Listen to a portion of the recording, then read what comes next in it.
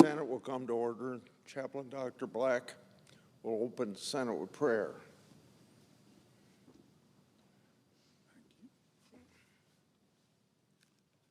Let us pray. Almighty God, architect and creator of our destinies, we marvel at your power, majesty, and might.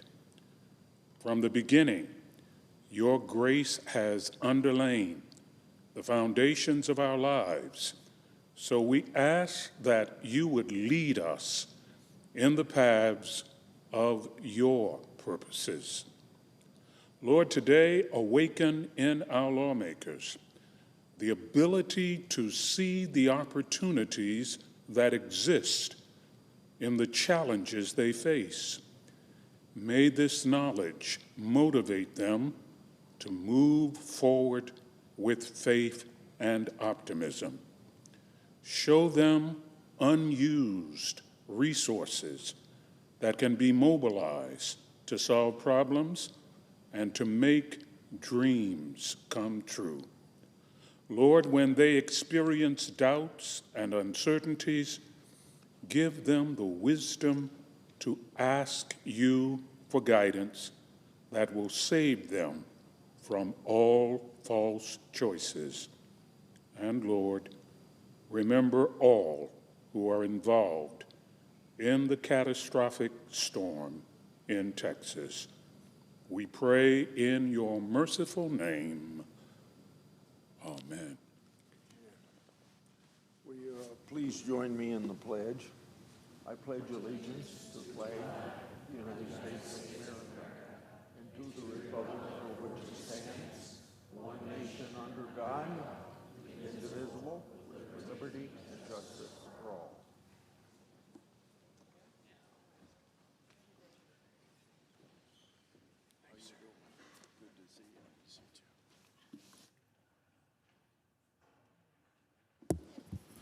Under the previous order, the leadership time is reserved.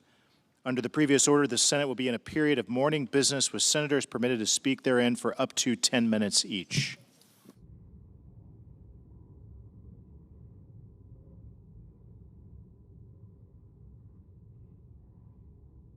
Mr. President, Senator from Iowa. since 2021, I've sounded the alarm about the former Biden administration's failure to vet Afghan refugees. Instead of coming clean, the previous administration dismissed and failed to answer my oversight requests. For years, the Biden administration hid from the American people known vulnerabilities in the vetting process that goes under the names of Operation Allies Welcome and Operation Allies Refuge. The Department of Homeland Security Inspector General eventually exposed those vetting failures. And just last month, so too did the Department of Justice Inspector General. Both inspectors general substantiated vetting failures that I've raised for years. Recently, I was informed by the Director of National Intelligence Tulsi Gabbard of New Information. My office has been told that of the more than 100,000 Afghan refugees as of August 2022, 1.6% had links to terrorism or other derogatory information. Now, it happens that that's over 600 people who at that time posed a potential threat to our homeland and our people. At that time, all 1,600 were located in the United States. Now, naturally, since then, some may have left, some may have been deported, and it's unclear who remains. Based on past briefings provided by the FBI, it's clear they began to investigate these evacuees years ago. I strongly urge the current FBI and intelligence community leadership to aggressively investigate those evacuees who require it and bring these matters to a close. I'm also calling on the Trump administration to ensure that its findings are declassified to the fullest extent possible. And why? Because the public has a right to be made aware, in fact, fully aware, of the Biden administration's failure to vet Afghan evacuees. Transparency brings accountability, and in this case, that transparency is important because it's a matter of public safety.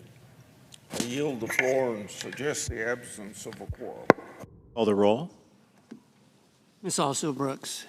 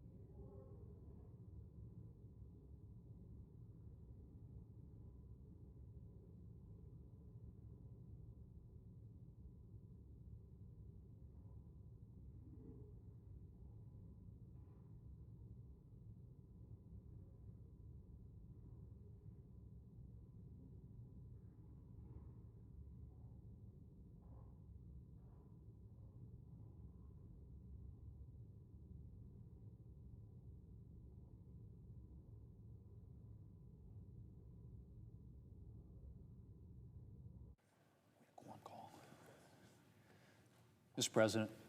The Majority Leader. Thank you, Mr. President. Mr. President, I ask unanimous consent that the quorum call be suspended. Without objection. Mr. President, before I begin, I just want to say that I join Americans around the country in praying for the victims of the torrential flooding in Texas this weekend. More than 100 have been reported dead, among them at least 28 children. It is a moment of unfathomable pain for so many. And my prayers are with the grieving parents and the grieving families. I'm grateful for the efforts of the rescue workers, military members, and volunteers who've put themselves in harm's way to rescue flood victims. And it would be wrong to acknowledge rescuers without also mentioning the everyday Americans who died in the floods trying to save others, like camp director who died trying to get his campers to safety. The scriptures say, "The greater love hath no man than this, that a man lay down his life for his friends." These are the people we would all hope to be at the moment of our testing. Again, Mr. President, my thoughts and prayers are with all the victims of these deadly floods and with those who continue to work to rescue them. Mr. President, in the run-up to last year's elections, Republicans made some promises to the American people. We promised to turn the page on the failures of the last 4 years, to help working families and to get our economy moving, to make our country stronger and more secure. And last week, Mr. President, we delivered legislation that will help fulfill those promises. That starts with permanent tax relief for hardworking Americans. Back in 2017, during the first Trump administration, Republicans passed the Tax Cuts and Jobs Act, legislation that cut Americans' tax rates, doubled the child tax credit, and nearly doubled the standard deduction. But without action from Congress, a substantial part of the Tax Cuts and Jobs Act would have expired this year. And that would have meant a huge tax hike for hardworking Americans, some $2,500 for people in my state of South Dakota. Mr. President, we were determined not to let that happen. Not next year, not ever. And I'm proud that our bill permanently extends all of the individual tax relief from the Tax Cuts and Jobs Act. That means lower tax rates for every income level permanently, an enhanced $2,200 child tax credit that's now linked to inflation, and the higher standard deduction.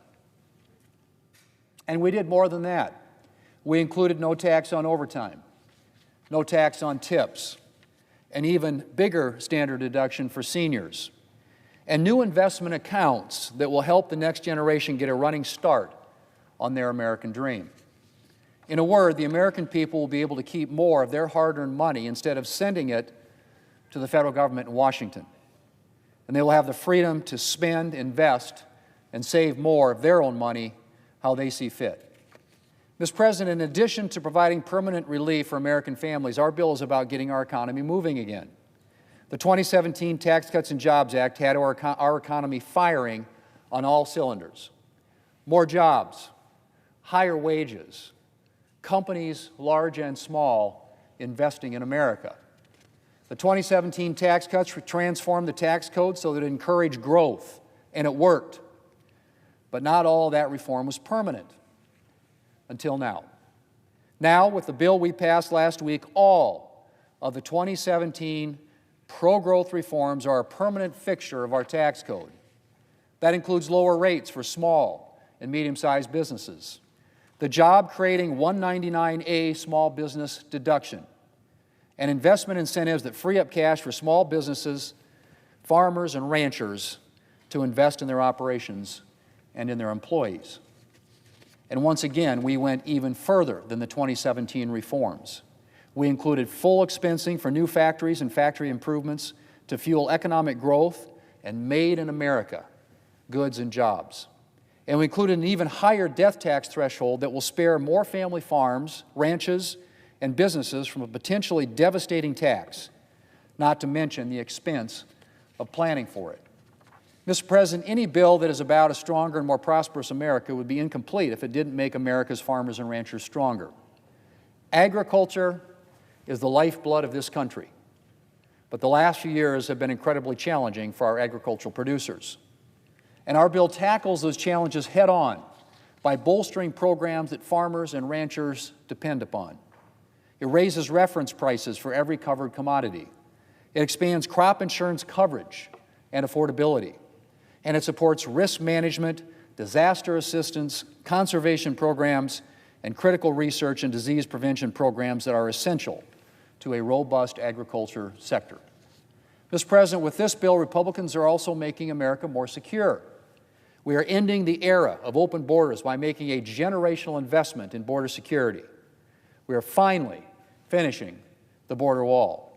We're hiring more border agents and giving them the tools they need to keep illegal immigrants and illegal drugs out of our country. And we're hiring more ICE officers and enhancing our capacity, I should say, to detain and deport criminal illegal immigrants who have taken up residence in our country. We're also making a major investment to bolster our national defense and build a military that can defeat the threats of today and tomorrow.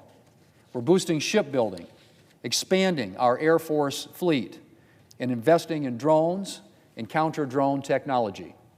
We're restoring our defense production capacity so that we can make more munitions here in America. We're protecting the homeland with missile defense and nuclear modernization, and more. Our bill is no substitute for robust yearly defense funding, but it gives us a head start on the long-term investments necessary to turn our readiness deficiencies around and ensure that America's military is the strongest in the world for years to come. Mr. President, one often overlooked part of our national security is our energy security. And our legislation will help ensure that America has a reliable and affordable energy supply for the long term. Our bill also helps deliver on Republicans' promise of a smaller and smarter government. Our bill achieves $1.5 trillion in bird-compliant savings, including the first real entitlement reform in decades, reform that will put the programs in question on a more sustainable path for today's recipients and for tomorrow's. Mr. President, I am proud that Republicans are delivering on our promises to the American people, and I can't wait to see our policies begin working to help build a safer, a stronger, and a more prosperous country. Mr. President, it's going to be great. I yield the floor, and I suggest the absence of a quorum. The clerk will call the roll. Ms. Also Brooks.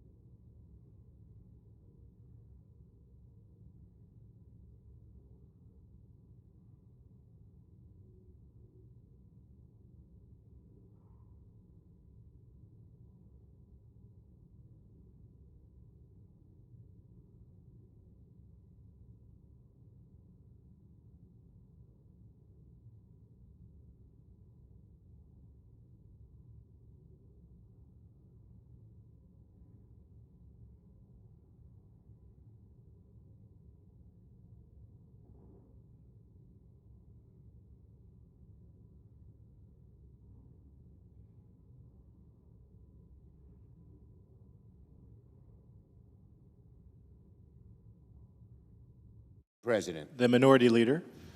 Today, Mr. President, we in a quorum call. I ask unanimous consent. Without objection.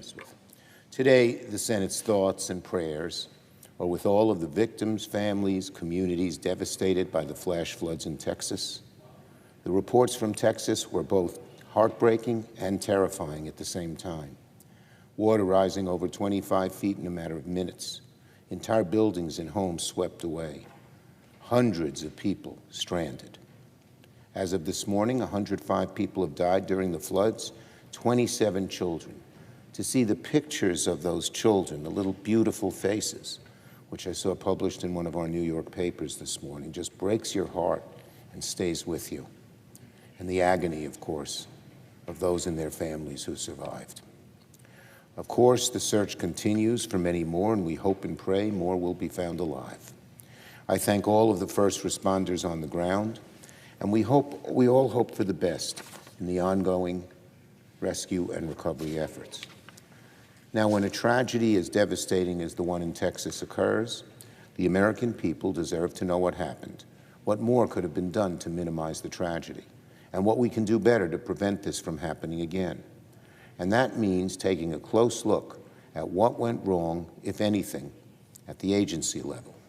So yesterday I asked for an investigation into what role, if any, the administration's staff cuts to local National Weather Service stations played in preparedness and response to the Texas tragedy.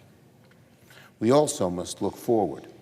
As communities rebuild, as families mourn, we must ensure the federal government has all the resources in place to aid those in need. And that means holding off against devastating cuts to agencies like FEMA. As recently as last month, Donald Trump talked about, quote, weaning off FEMA, and has toyed with eliminating the agency entirely as soon as this year. That has been a mistake. That would be a mistake at any time. But in light of these horrible floods, it's unthinkable that Donald Trump would do something like put FEMA's future in doubt. As communities rebuild, today would be a good day for Donald Trump to back away from his threats to dismantle FEMA.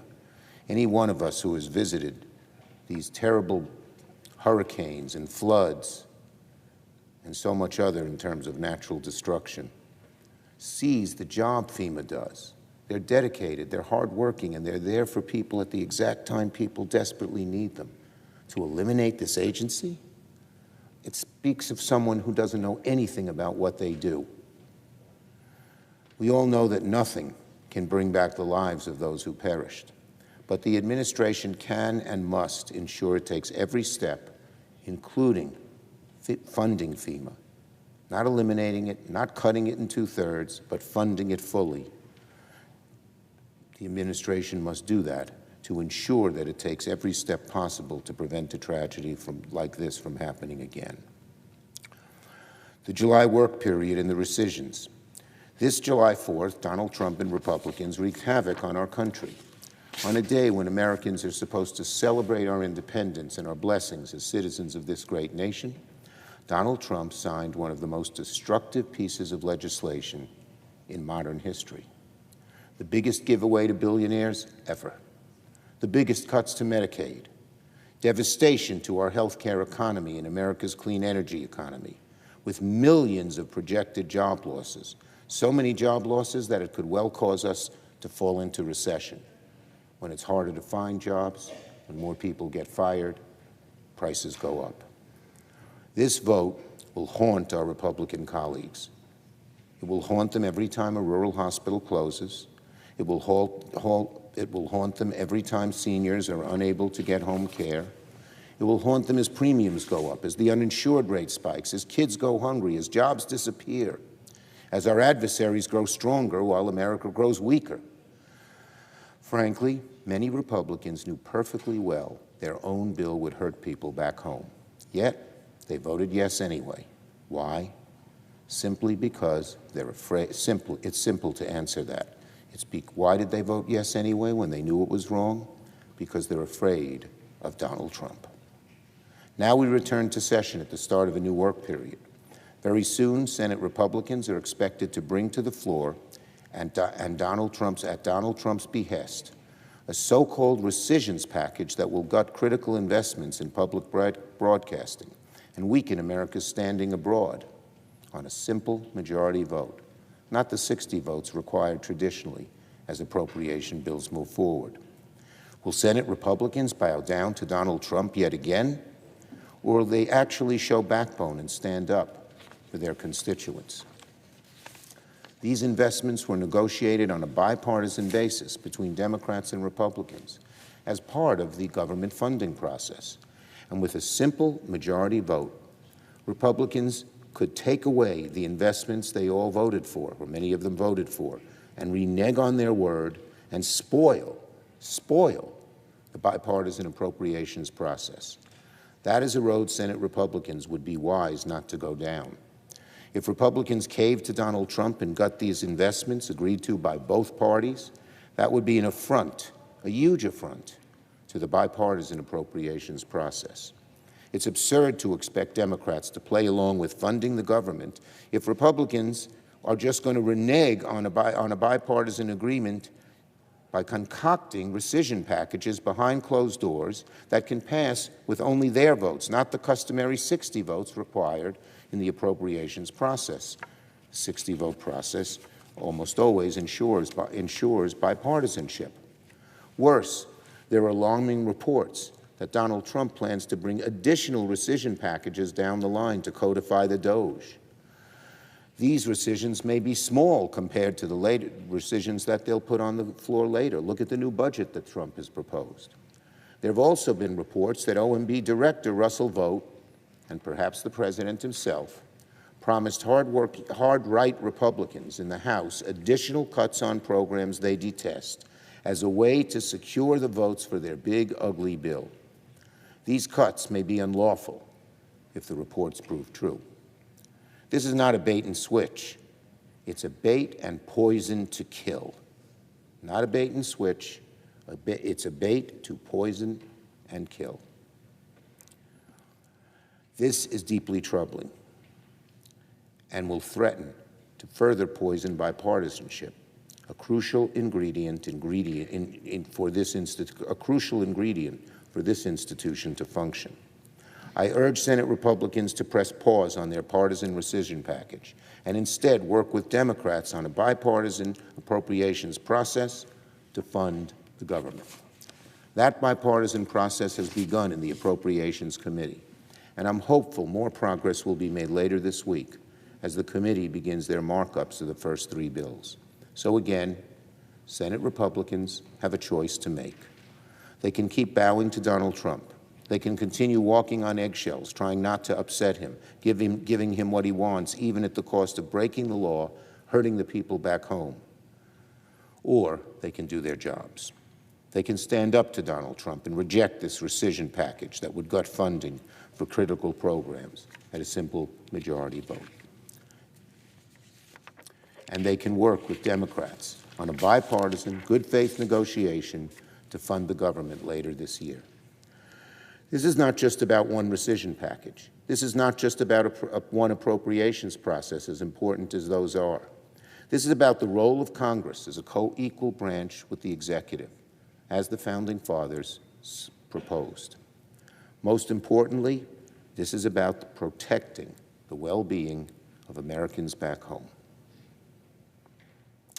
The VA workforce. Donald Trump and Secretary Collins are manufacturing a cynical staffing crisis at the Veterans Administration. Earlier this year, we learned that Secretary Collins announced plans for a wide-scale 80,000-plus employee reduction of the workforce at the VA, putting the well-being of our veterans at immediate risk. There was never any transparency for these plans, and many of the decisions were clearly done haphazardly without thinking through the consequences. Yesterday, the VA released another alarming announcement, saying they're on pace to lose 30,000 staffers without having to resort to a reduction in force, as if that made things better. They proposed 80,000.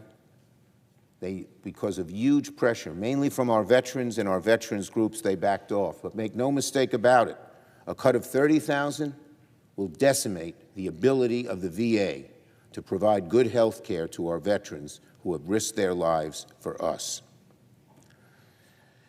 What Secretary Collins is doing is making the VA so toxic that workers are leaving on their own. The bottom of the workers, I've talked to so many of them, they're dedicated to helping our veterans. And when they see the administration just slashing and burning the VA without any concern for the consequences or why people were fired, the bottom line is still this. Thanks to Donald Trump and Secretary Collins, tens of thousands of highly skilled workers are exiting the VA, and our veterans are the ones that suffer. I have heard this from veterans over and over again. One story sticks out in my mind. A woman who served in Afghanistan, got PTSD, was treated at the VA hospital near Buffalo, and then because she saw the dedication of those VA workers, she became an employee. She worked really hard. She was dedicated to the veterans. She knew she could probably make more money in another job. But she got home one Friday night and saw on her computer, "You're riffed," which means you're fired, with no reason why and not even a chance to come back into the office and pick the mementos that she had there with pictures of her loved ones. Donald Trump likes to pretend like he cares about our armed service members and veterans, but actions speak louder than words, and Donald Trump's actions when it comes to sabotaging the VA are disgusting. And the worst part about what's happening at the VA is timing. While Donald Trump creates a staffing crisis at the VA, his big ugly bill will jeopardize Medicaid coverage for veterans, as well as shut down hospitals that serve veterans, and thereby put even more strain on the VA. It's a vicious cycle, a cynical double whammy, where veterans pay the ultimate price for Donald Trump's cruelty. The administration should immediately reverse course and refill these positions and make sure the VA operates at full capacity. And finally, on the nomination of Bedford to the FAA. Later this evening, Senate Republicans will vote to advance Donald Trump's nominee to lead the FAA, Brian Bedford. To say that Mr. Bedford is a deeply flawed nominee would be putting it mildly. Throughout his career as an airline executive and during his hearing, Mr. Bedford has shown a callous disregard for the 1,500-hour rule and even refused to commit to protecting the rule if confirmed. I worked long and hard with the families of Flight 3407 years ago to establish the 1,500-hour rule after they lost all their loved ones on a tragic plane crash that occurred on a winter's night in Western New York. They have worked so hard, and they are so proud of their accomplishments. In the face of unspeakable loss, they work relentlessly to change America's aviation laws, to prevent a tragedy like that happened to their family. Today, the 1,500-hour rule is the gold standard for pilot training. So affirming the 1,500-hour rule should be the easiest thing in the world for someone nominated to see the FAA, to oversee the FAA. But Mr. Bedford failed again and again to do so. Weakening the 1,500-hour rule is dangerous and could cost lives. With aviation safety top of mind, Americans don't want pilots with less training, which will happen if the 1,500-hour rule were not extended, or repealed, or not enforced. Americans don't want the FAA weakening safety standards, but I fear that is precisely what Mr. Bedford will do. Weaken the 1,500-hour rule, weaken safety standards, and prioritize profits over passenger safety. The American people deserve far better than an FAA administrator who isn't fully committed to their safety. The Senate should reject Mr. Bedford's nomination. Yield the floor. Note the absence of a quorum. We'll call the roll. Ms. Also Brooks.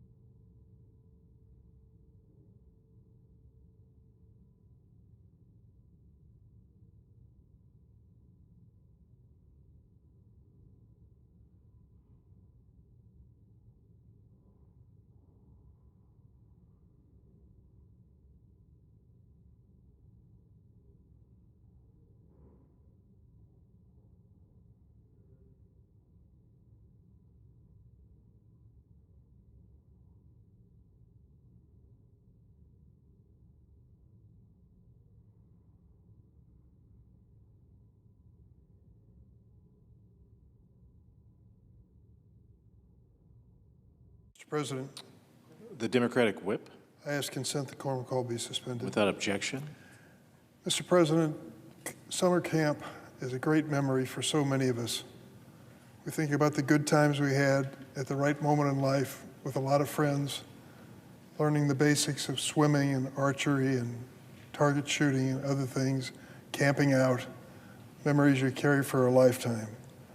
Wonderful memories. A rite of passage for many individuals and many families. A family tradition passed on to younger siblings and ultimately to our own children and grandchildren. So many images in our minds over the last several days after the tragedy that occurred in Central Texas. I know I speak for millions of Americans when I say we're heartbroken over the flash floods that devastated Central Texas this past weekend. Early Friday morning, while most were fast asleep, a foot of rain fell onto Texas Hill Country. This deluge flowed into the Guadalupe River, causing it to rise by 26 feet in 45 minutes. 26 feet in 45 minutes. Near the Guadalupe, a girls' sleepaway camp, Camp Mystic, which had been there for 99 years, was all but destroyed by the floods. Already that camp has confirmed that 27 of their campers and counselors died in that flood. 27. I send my deepest condolences to the families and loved ones of those campers and counselors. Tragically, the flooding in Texas continues to take lives. More than 100 people have perished. That number is expected to grow, sadly, in the coming days.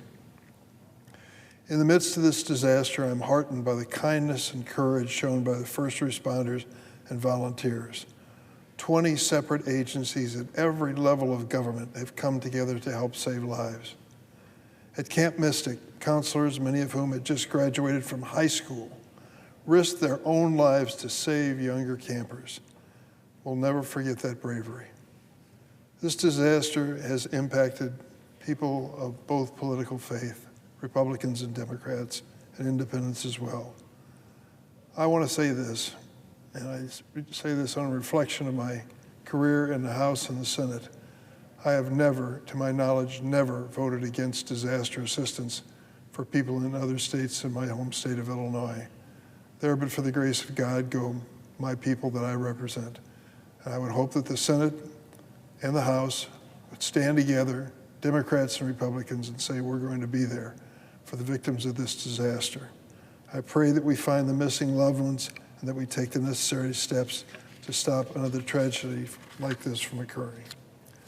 Mr. President, I ask that the following statement be placed as a separate part in the record. Without objection. Thank you, Mr. President. Mr. President, this weekend, across the country, we observe our nation's 249th Independence Day, a day intended to celebrate a government of, by, and for the people, in Lincoln's words. But this Independence Day was anything but a celebration in one respect. That's because this 4th of July, the President and congressional Republicans decided to sign what has been called the Big, Beautiful Bill. And in so doing, they retreated from the values that our founders etched into the Declaration that all men are created equal, not just the wealthy and well-connected. Americans across this nation overwhelmingly oppose this bill, and for good reason. You see, this bill signed by the President on the 4th of July was the largest cut in health care and the largest cut in nutrition assistance in history, slashing more than $1 trillion from health care programs like Medicaid and $200 billion from the SNAP program. 17 million Americans will lose their health insurance. Health insurance premiums will rise for another 20 million Americans. 3 million people will have food taken off the table, including kids, seniors, and veterans. I can't understand the celebration of the facts that I've just read. I've heard misstatements. One misstatement was, don't worry, the people will be taken off Medicare will be the illegal immigrants. They're not eligible for Medicaid. And they are certainly not in that calculation of 17 million Americans. Why do we do these things? Why would any government do these things to so many innocent people? In this case, very simply, to give tax breaks to the wealthiest Americans and the biggest corporations. richest Americans will be seeing $400,000 more in tax cuts in their pockets every year because of this legislation. I don't know how their lifestyle, if you're a millionaire or something like that, and you get a tax break of $400,000, what does that money do to change your life? Well, I can tell you this. One thing that'll change your life forever is to face a dramatic medical challenge in your family and not have health insurance to cover you. I've been there and I've lived through that. It's something you never wish on anyone, and yet 17 million Americans, unfortunately, will lose their health insurance under this bill, the big, beautiful bill signed by President Trump. Despite a last-ditch effort, there was a failing attempt at buying votes and pretending to care about rural areas like my area of downstate Illinois. More than 300 rural hospitals and 500 nursing homes may be forced to close by these cutbacks in Medicaid. That's because this big, beautiful bill cripples the Medicaid program that keeps our rural hospitals and their communities afloat. That includes HSHS, St. Francis Hospital in Litchfield, Illinois, where Medicaid pays for 53% of the hospitalizations. St. Mary's Hospital in Centralia, Illinois, where Medicaid pays for 42% of the hospitalizations. And OSF St. Clair Hospital in Princeton, Illinois, where Medicaid covers 45% of hospitalizations. The administrators in these hospitals have warned us this could be the breaking point. Many of these hospitals barely survive, barely keep their doors open. Now all these hospitals, already operating in the margins, may face impossible decisions to scale back services. For what? To pay for tax breaks to the wealthiest people in this country. Aside from the hospital, this bill will also have a major consequence on American energy. I commend to my colleagues and those who are following this debate today's New York Times and an article by Thomas Friedman. He talks about the impact on energy from the decisions made by the signing of this bill. This bill kills solar, wind, and EV tax credits enjoyed by companies and consumers alike, all but ceding the future of electricity to China and risking billions of dollars of investments in renewable energy, ironically, mostly in Republican states. And while working families grapple with the consequences of this cut, they're going to see the family home expenses increase by $1,000 a year. Utility bills are going up because of this bill signed by the president, the big, beautiful bill. The Chicago Tribune recently shared a story of Isaiah Rogers, a 61-year-old man who lives in the West Pullman neighborhood in Chicago. Several years ago, Isaiah was diagnosed with type 2 diabetes. As a result of his diagnosis, he's not been able to return to his job, trimming trees, and he's been working in small side jobs. Medicaid pays for Isaiah's doctor's visits and his insulin. A single father without a high school degree, Isaiah is concerned that the bill's cuts and changes to Medicaid will result in his losing his health coverage. And if Isaiah loses Medicaid, he'll no longer be able to afford his insulin and other medications. He may face a diabetic complication or coma, or even suffer a stroke. What will that mean to his 12-year-old son? It's unconscionable to think that the other party would pull the plug on life-saving health coverage and deny food to our most needy children. But that's exactly what they voted for and celebrated on July 4th. As Republicans moved this mega bill through Congress, Democrats did our best in the minority to push back. Over the course of 27 hours, Senate Democrats forced votes on many amendments to put Republicans on notice and show their constituents what their real positions are on issues. It was the longest votorama in the history of the Senate. It included putting Republicans on the record voting against nursing home care, home health care, food assistance for children and veterans, protections for Medicaid, clean energy jobs, and the list goes on. And an expansion of the child tax credit, an idea that has proven successful, all was sacrificed to give billionaires tax cuts instead. In the end, 3 sensible Senate Republicans looked at this ugly betrayal of a bill and agreed they couldn't be part of the process. I commend them. But sadly, 3 votes on the other side of the aisle wasn't enough. We needed 1 more. And who swooped in to cast his vote, the decisive vote? Vice President Vance. He showed up at the last minute, cast the tie-breaking vote in the Senate to push the bill across the finish line. A few short years ago, then Vice President Harris broke a tie in this chamber to pass the largest climate investment bill in history and to lower prescription drug prices for millions of Americans. What a sharp contrast. This vice president cast the deciding vote that will be painful for so many families across America. We could have done so much more and so much better for this people of this nation. That's the difference in priorities. In politics, it basically boils down to whose side are you on. As the effects of this bill take shape and slither their way through our communities, my Republican colleagues will have to look their constituents in the eye and explain their votes. They'll have to explain to the farmer who now must drive an additional 50 miles to the nearest hospital why they had to shut the community hospital doors. They'll have to explain to the grandmother in a nursing home why her care is being slimmed down or eliminated because of cutbacks in Medicaid. They'll have to explain to the young mother preparing to have her baby why there's no longer a maternity ward in her county. This bill flies in the face of American values that we celebrate on 4th of July and everything we stand for. The other party has a lot of explaining to do, and the American people are going to face the consequences. I yield the floor. Roll. Ms. Also-Brooks.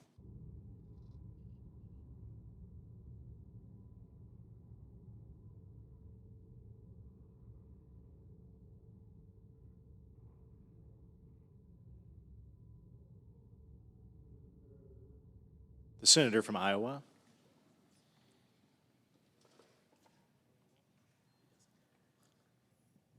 One of my favorite The Senate is in a quorum call. I ask that the quorum call be lifted. Without objection. Today, I'd like to address a whistleblower complaint that I received the morning before Emil Beauvais' nomination hearing. That's the complaint that was given to the New York Times for them to report on it the very same morning as the hearing. One group has publicly accused this chairman of the Judiciary Committee of undermining that whistleblower. That group also said, quote, "I used to be a champion of whistleblowers," end of quote. Then the whistleblower and his lawyers took part in a political hit piece on my handling of this situation. And so now, my Democratic colleagues have all of a sudden found whistleblowers to be of benefit to them. Let me be absolutely clear. I appreciate the whistleblower's disclosure being sent to my office. My door is open to anyone, but that doesn't mean that I'm going to jump at every allegation in a way that some may want this senator to do. So let me respond with a very short history lesson. Last Congress, during the Biden administration, I worked to protect many whistleblowers, as I have throughout my Senate career. I recall with pride the work that I did during the Reagan administration with Department of Defense whistleblowers. In some cases, my whistleblower work never sees the light of day because the situation demands non-public attention. In other cases, publicity is required. In my efforts to protect the IRS whistleblowers who came forward during the previous administration, my Democrat colleagues didn't join me. In my efforts to protect the Department of Homeland Security whistleblowers, my Democrats colleagues refused to join me. And those whistleblowers even disclosed problematic conduct during the Trump administration, conduct which that administration actually tried to fix. In my efforts to protect Health and Human Services whistleblowers, my Democratic colleagues didn't join me in that effort either. Last year, I hosted 2 oversight roundtables, one on the Biden administration's failure to protect unaccompanied children from trafficking, another on the Biden administration's failure to collect DNA at the border, resulting in Americans being subjected to senseless crimes from illegals. At that roundtable, the witnesses said that Rachel Morin's murder by an illegal could have been prevented had his DNA been taken by the border people as required under law. At both of these roundtables, my whistleblowers testified. On both roundtables, not a single Democrat attended, even though I invited them to come. During Trump's first term, I made a public statement that it appeared the Ukraine complaint followed whistleblower laws. I said that even though I had serious concerns about the complaint's substantive legitimacy, concerns which have been proven right over time. Now, at that particular time, Democrat groups praised me. During Trump's first term, I investigated Russian collusion. Then Ranking Member Feinstein joined me in that effort. We and our staffs interviewed Donald Trump Jr. and other Republicans. As we found out, there was nothing there. And what ended up happening is the exposure of the Clinton campaign and Democratic National Committee paying for the fake Steele dossier. Yet, with overwhelming evidence of Biden family corruption, my Democrat colleagues didn't do any investigation of that matter. And when I say overwhelming, I made bank records public proving the case, and it was still crickets from the other side. During the Kavanaugh nomination, many alleged whistleblowers came forward. I directed my oversight and investigative staffs to dig in. 45 witnesses were interviewed, 25 written statements, and over 400-page report. Some of those witnesses were sent to us by my Democrat colleagues. The conclusion of that: no evidence to support the allegations that were brought forward against Kavanaugh. Indeed, what ended up happening were several criminal referrals for felonious lies from these same witnesses. This committee made 4 criminal referrals for materially false statements and obstruction. 2 of these 4 referrals also included criminal conspiracy. 1 witness was referred to my staff by a fellow senator who also referred that witness to a reporter. That witness's information was used to question Kavanaugh under oath. That witness later publicly admitted that they lied. When individuals provide fabricated allegations, it diverts committee resources when other time-sensitive investigations are ongoing. Resources were diverted away from whistleblowers to handle the Kavanaugh matter. Such conduct impedes the Senate's work. During Kavanaugh, my investigative staff spent hours, days, and many weeks investigating one claim after another. So on the matter, getting back to the matter I opened with,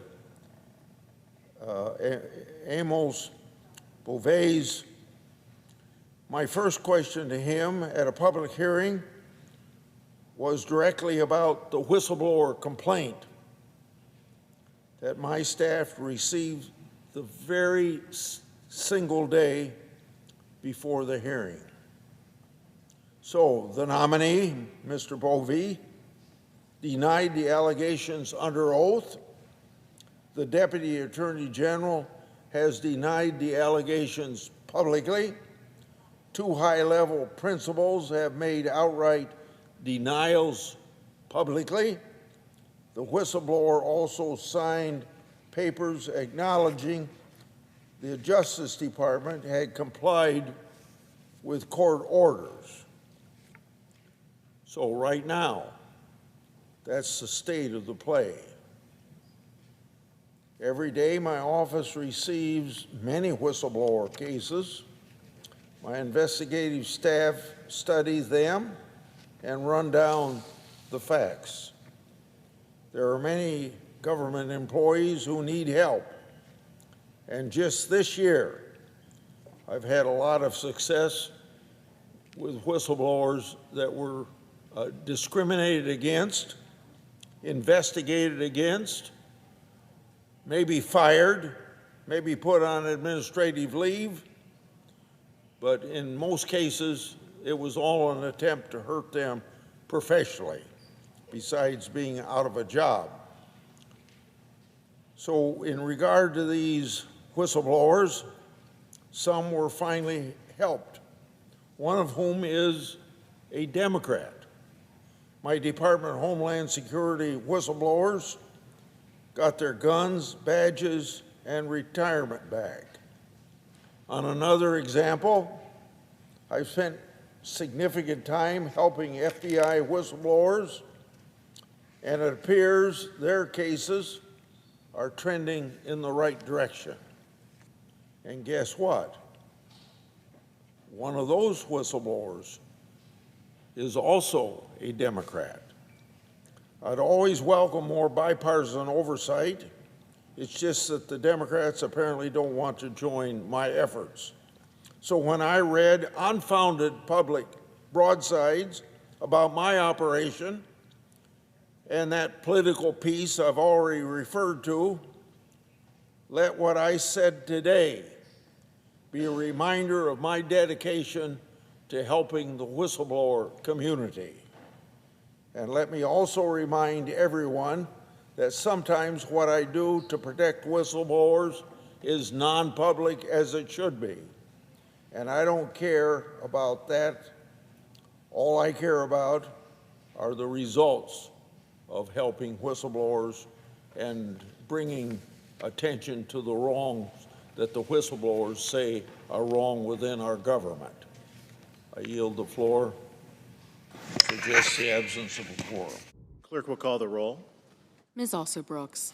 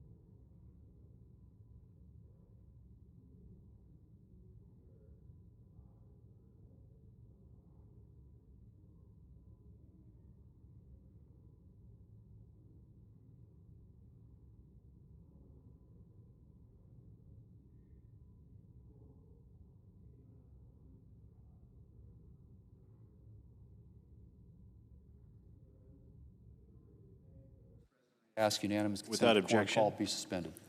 And I move to proceed to executive session to consider calendar number 64. Questions on the motion? All those in favor say aye. Aye. All opposed, no. The ayes appear to have it. The ayes do have it. The motion is agreed to. The clerk will report the nomination. Nomination, Department of the Treasury, Jonathan Gold of Virginia to be Comptroller of the Currency. Mr. President, I send a cloture motion to the desk. The clerk will report. Cloture motion, we, the undersigned senators, in accordance with the provisions of Rule 22 of the Standing Rules of the Senate, do hereby move to bring to a close debate on the nomination of Jonathan Gold of Virginia to be Comptroller of the Currency for a term of 5 years, signed by 17 senators as follows. Mr. President, I ask consent to read the names be waived, Without and I objection, move to proceed to legislative session. the questions on the motion. All those in favor say aye. Aye. All opposed, no. The ayes appear to have it. The ayes do have it. The motion is agreed to. Mr. President, I move to proceed to executive session to consider calendar number 261. The questions on the motion. All those in favor say aye. Aye. All opposed, no. The ayes appear to have it. The ayes do have it. The motion is agreed to. The clerk will report the nomination. Nomination, the Judiciary, Whitney D. Hermendorfer of Tennessee to be United States Circuit Judge for the Sixth Circuit. Mr. President, I send a cloture motion to the desk. The clerk will report. Cloture motion, we, the undersigned senators, in accordance with the provisions of Rule 22 of the Standing Rules of the Senate, do hereby move to bring to a close debate on the nomination of Whitney D. Hermendorfer of Tennessee to be United States Circuit Judge for the Sixth Circuit, signed by 17 senators as follows. Mr. President, I ask consent to reading the names be waived. Without objection, I ask unanimous consent to resume calendar number 106. without objection, the clerk will report. Nomination, Department of Energy, Preston Griffin of Virginia to be Undersecretary. Mr. President, I ask unanimous consent that notwithstanding Rule 22, if cloture is invoked on the Griffith nomination, all post-cloture time be expired, and the Senate vote on the motion to invoke cloture on the Bedford nomination. Further, if cloture is invoked on the Bedford nomination, all post-cloture time be expired, and the Senate vote on the confirmation of the Griffith and Bedford nominations at a time to be determined by the Majority Leader in consultation with the Democratic Leader no earlier than Wednesday, July 9th.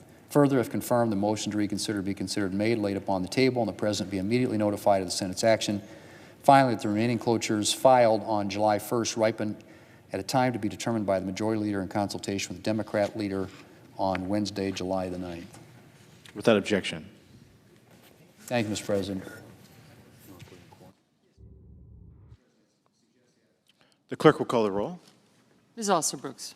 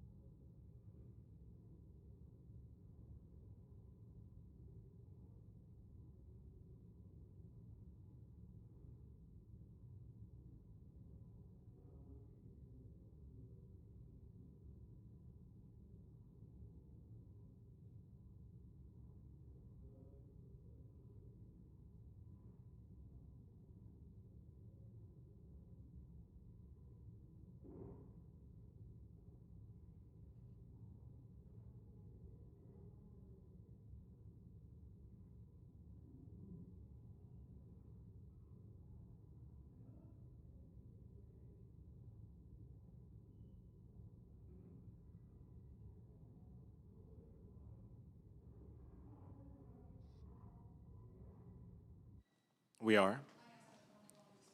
Without objection. Mr. President, I come to the floor to speak in opposition to the nomination of Brian Bedford to serve as the FAA Administrator, the Federal Aviation Administration. Everyone knows that the FAA is at a critical point in history. The tragic mid-air collision that we had in D.C. on January 29th took the lives of 67 people and made it clear what was at stake to all of us. The National Transportation Safety Board is a subsequent in their subsequent findings earlier this year, said that over 15,000 close calls took place around DCA over the past 3 years alone, demonstrating that we in the aviation industry have much more work to do to raise the safety bar. The FAA and its workforce are facing historic challenges. Within weeks of the DCA crash, the Trump administration fired hundreds of FAA officials, including technical operational staff who help make it possible for air traffic controllers to do their jobs, and specialists who design FAA flight routes and maps. With air traffic system outages and a clear directive from Congress to implement stronger safety regulations, career officials with decades of aviation experience have been pushed to leave. Just to be clear, I'm referring to the fact that we passed an FAA 5-year authorization, and we said we need stronger safety regulations, and we need more on-hands experience, not shortcutting the individuals that are helping us implement safety plans. As a result, senior leaders at multiple FAA lines of businesses have already left or are in the process of leaving, and the FAA has lost about 3% of its workforce, more than 1,200 employees, to the deferred resignation program. An FAA presentation obtained by the Wall Street Journal in May revealed that the FAA is internally sounding the alarm about the impacts from those staffing shortages. There are warnings that the agency's ability to work on runway safety, process medical clearances for air traffic controllers, and fulfill its statutory and regulatory requirements were all at risk. The next FAA administrator will have an overreaching mission that it will be a huge challenge, ensuring the United States remains the global gold standard for aviation safety. And in order to keep 2.9 million commercial airline passengers safe each day, the next administrator must prioritize investing in the FAA's safety workforce. These challenges underscore why we should have an administrator who is willing to strengthen the safety standards instead of seeking ways to go around them. As we have looked at the record of aviation safety, Mr. Bedford has been on the front lines, obviously working in the aviation sector, but also in a frontline effort to roll back safety reforms and unravel the regulatory framework that has made the United States that gold standard. Since 1999, Mr. Bedford has been the president and CEO of Republic Airways, one of the largest regional airlines in North America. And for a decade, he has consistently fought to change the FAA's 1,500-hour rule, which is a key safety provision that was placed in law 2013 following the tragic crash of a regional jet, Colgan Air Flight 3407 near Buffalo, New York, that killed 49 people. The rule sets strong pilot training and first officer qualification standards to ensure that both pilots have the appropriate experience to react in an in-flight emergency. Instead of recognizing how this rule went and the public debate and notice and comment period, Mr. Bedford has called it arbitrary. That means the FAA went through a very big process, but Mr. Bedford thinks that was arbitrary and, quote, does nothing to further the goal of increased flight safety, end quote. Mr. Bedford has then led a trade association that spent millions of dollars lobbying against the 1,500-hour rule and other pilot training policies, including as recently as the first quarter of this year. And in 2022, Mr. Bedford's company petitioned the FAA for an exemption from the 1,500-hour rule, and that effort failed. But as head of the FAA, he will be put in the very job that he basically tried to lobby to say, let's weaken safety standard rules. The effort that Mr. Bedford tried when he was in the private sector failed, but as I said, as the head of FAA, he could hold power over the agency to weaken what has become a very bedrock 1,500-hour to help us make sure that both pilots and co-pilots are appropriately trained. My colleagues and I gave Mr. Bedford multiple chances in our Commerce hearing, nomination hearing, to tell us that he, if confirmed, would not weaken that rule. But he repeatedly failed to give us an answer for the term of his time in office. To me, that was the evidence that I needed to understand. If the 1,500-hour rule had been in place since the Colgan Air tragedy, could it be at risk if Mr. Bedford was confirmed? Mr. Bedford would not commit to recusing himself from ruling on his own company's exemption request from the 1,500-hour rule for the entirety of his 5-year term as FAA administrator. In other words, he could decide to grant his own company an exemption, the same thing he tried to do when he was in the private sector lobbying the FAA. Mr. Bedford's hearing testimony was so concerning that the Colgan Air Flight 3407 families have publicly opposed his nomination. These are families who have become the bedrock of safety. They move forward with their lives, but they also come to Capitol Hill each year to protect aviation safety. The families said that Mr. Bedford's clear aim to weaken the 1,500-hour rule, quote, sends the wrong message to the American passenger and every family that has ever boarded a domestic flight, end quote.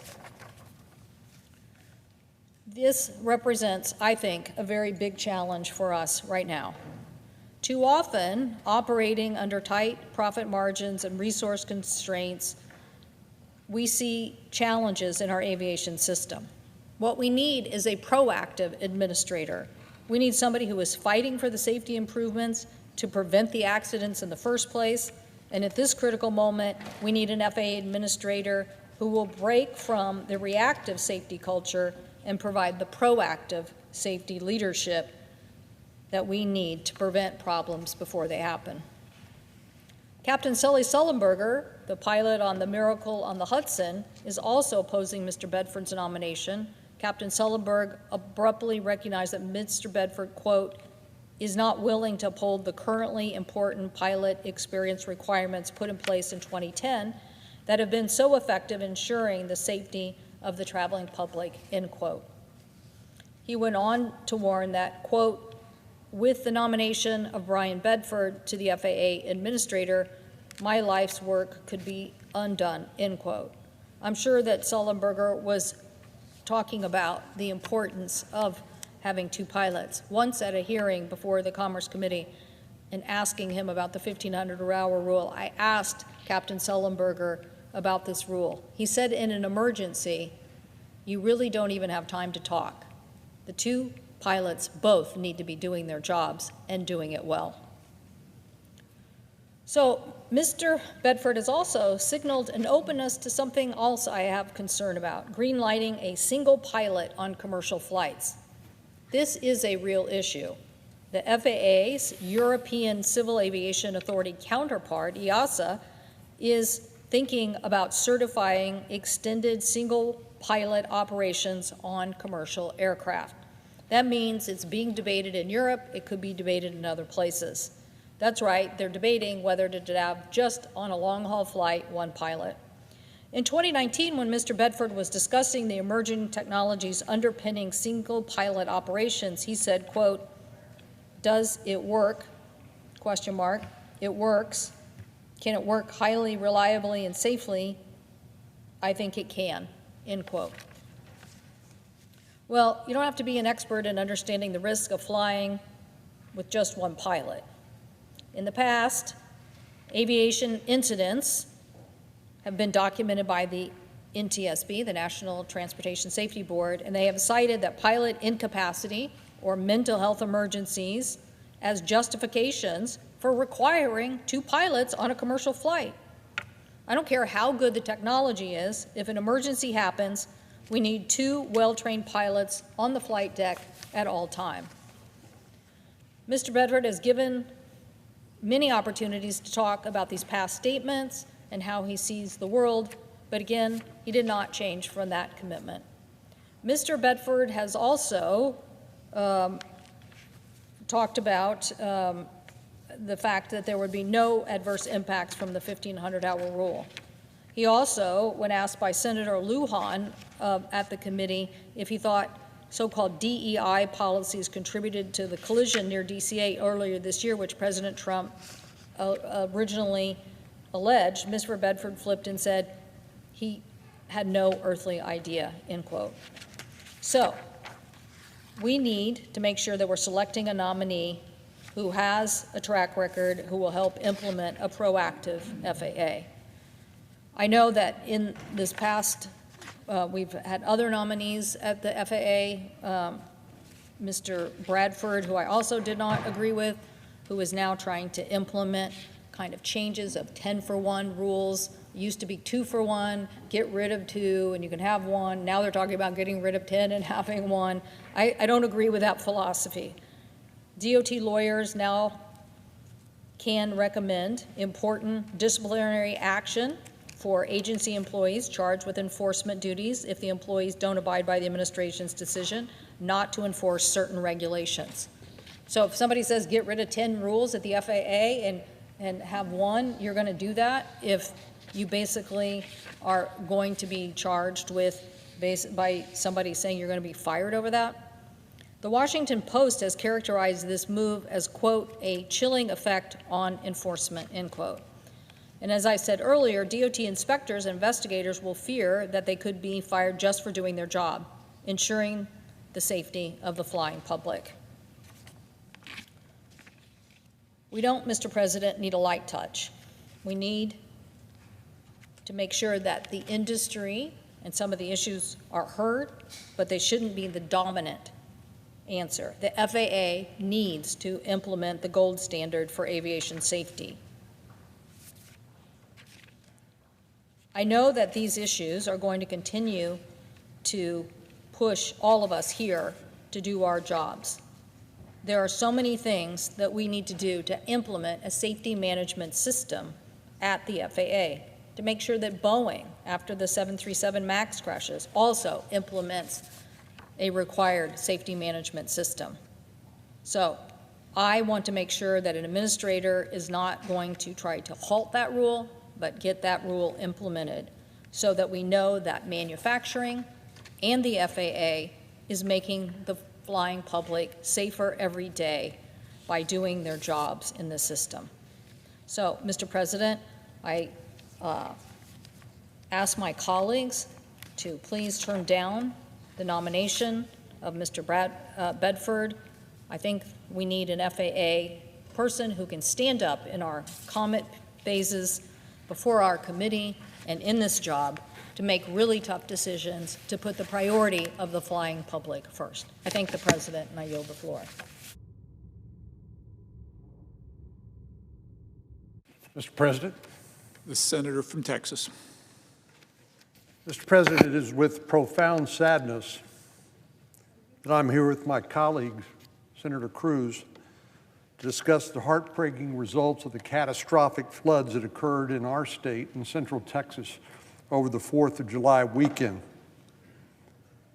As most Texans were sleeping on the morning of July the 4th, a 100-year flood event caused the waters of the Guadalupe River to rise an astonishing 26 feet in 45 minutes.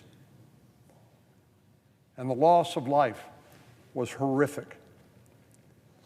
One media account said the flow rate of the Guadalupe River went from that of a small stream that you could wade across at about 10 cubic feet per second to a raging and destructive torrent of 120,000 cubic feet per second, an amount greater than the average flow rate across Niagara Falls. And we know that the loss of life was not confined to Kerr County, where Kerrville is located, but extended to other counties in central Texas, Travis County, which is where Austin's located, Williamson County, just north of that, and Burnett County as well. Of course, some here in the nation's capital and elsewhere are asking, how could this happen? And what, if anything, could we possibly do to prevent a recurrence? We can and we should try to answer those questions, but not now. Now we need to focus on recovery efforts that are currently underway, and to pray for and to think about the families that are grieving and those whose loved ones are still missing and unaccounted for. For now, I want to focus our attention on the victims and the heroes of this horrible tragedy. More than 100 people died in Central Texas from this flooding, including 27 young campers, young girls mostly, ranging down to the age of 8 years old, as well as counselors at Camp Mystic, which we've heard so much about, a Christian girls' summer camp.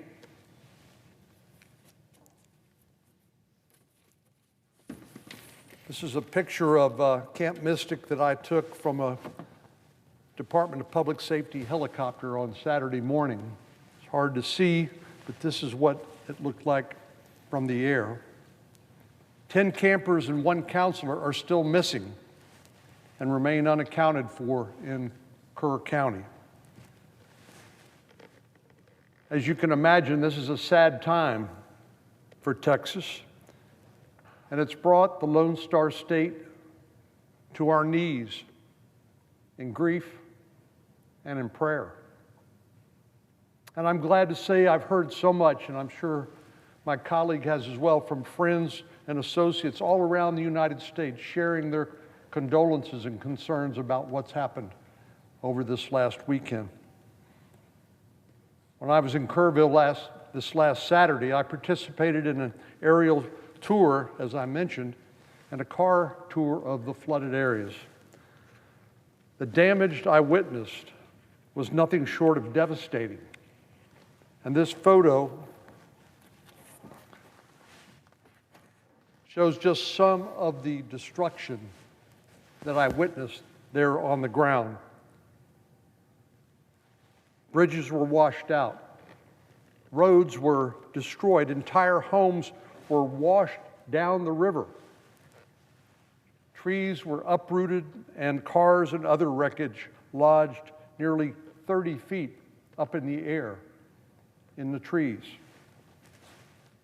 I joined U.S. Department of Homeland Security Secretary Noem, who was there representing the Trump administration, Governor Abbott, and Representative Chip Roy, whose district is where this incident is located, and other community leaders for a briefing and a press conference to discuss the combined government response to this disaster, from Washington, D.C. to the state to local officials.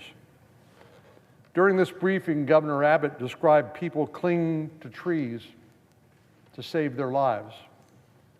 And I'm sure by now we've seen photos that are circulating on social media that show exactly that. People washed miles down the river only to be lodged in the trees for extended period of time, hoping and praying that someone would come to their aid. I'm beyond grateful to the efforts of Governor Abbott, President Trump, and Secretary Noem for their quick response in approving a federal disaster declaration and ensuring that every available resource is being put forward in the rescue and recovery efforts throughout Central Texas. President Trump and Secretary Noem have been great partners, and I especially appreciate the efforts of the U.S. Coast Guard and the Federal Emergency Management Agency. Secretary Noem reminded us all that the #1 priority is people. And so while there's a lot of damaged property, as you can see, and destruction, damaged public infrastructure, first and foremost, we are united in working around the clock to ensure that as many people as possible are safe, and if possible, reunited with their families. These rescue efforts at all levels of government have saved the lives of more than 850 people. Now, Texans are known for their tough spirit and their resilience, and this is not the first natural disaster that we've experienced, nor will it be our last. We know how to roll up our sleeves and do what is required to help those in need. As a father of 2 daughters myself, my heart breaks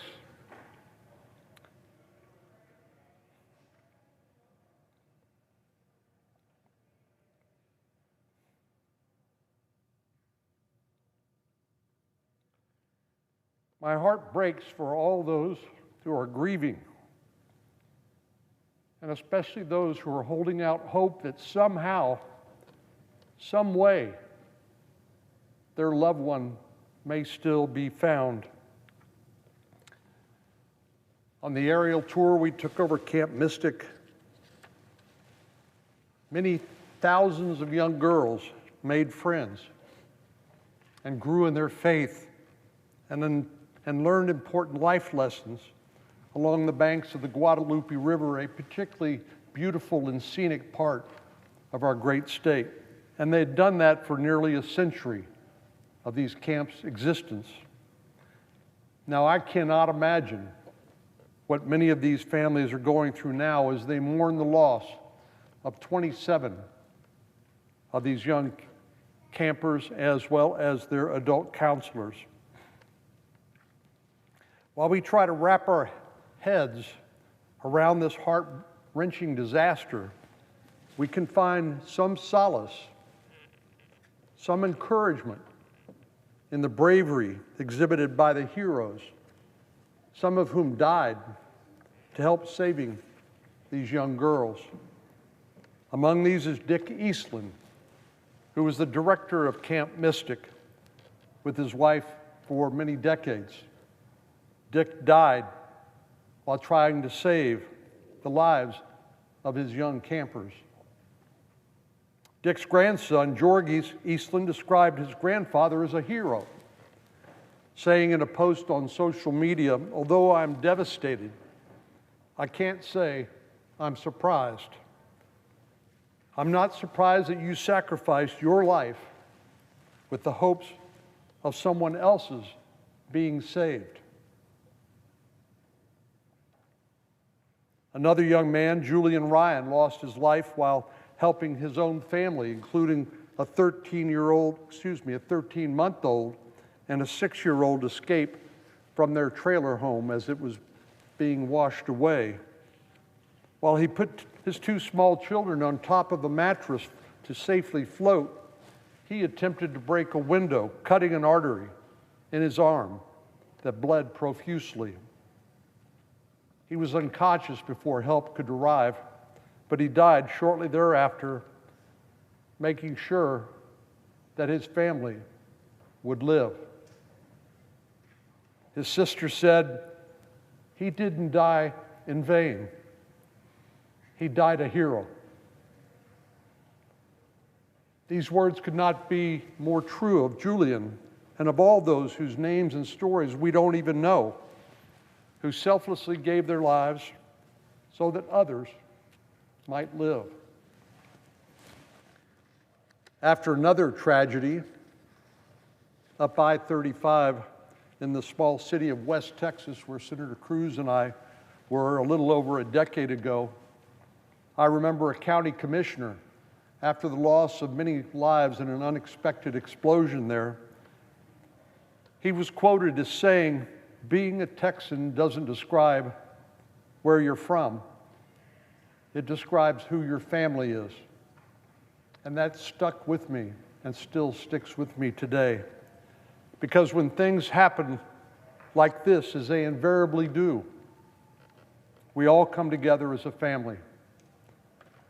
In the midst of such horrific tragedy, we can find hope and strength in the stories of those who gave their all to help their fellow Texans and the first responders who've miraculously saved 850 lives in high water rescues.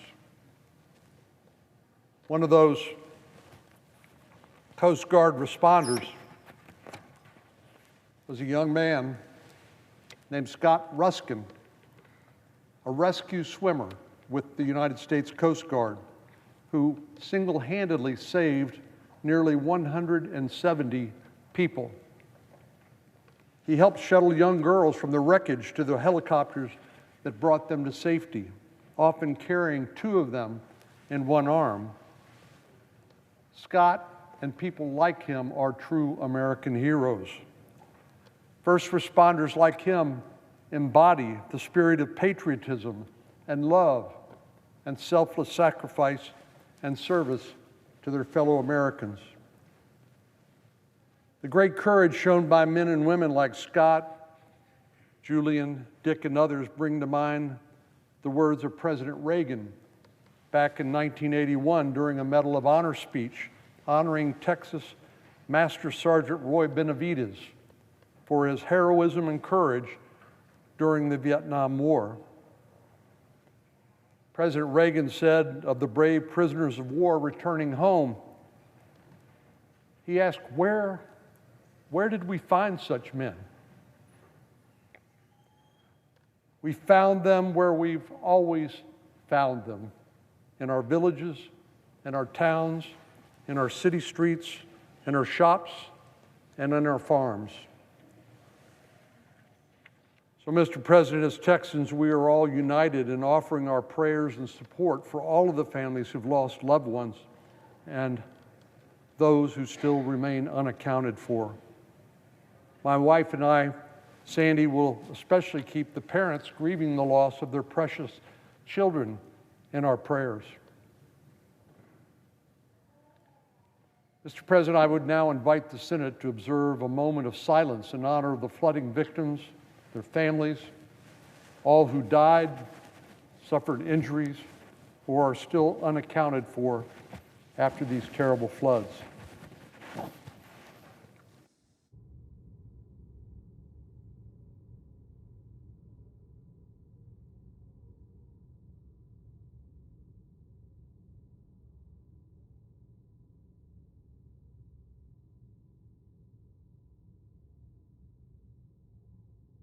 Thank you, Mr. President. I yield to my colleague from Texas, Senator Cruz.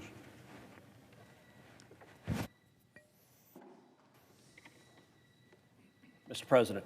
Senator from Texas. Mr. President, Texas is grieving. Our hearts are shattered by what transpired in the early hours of Friday, July 4th.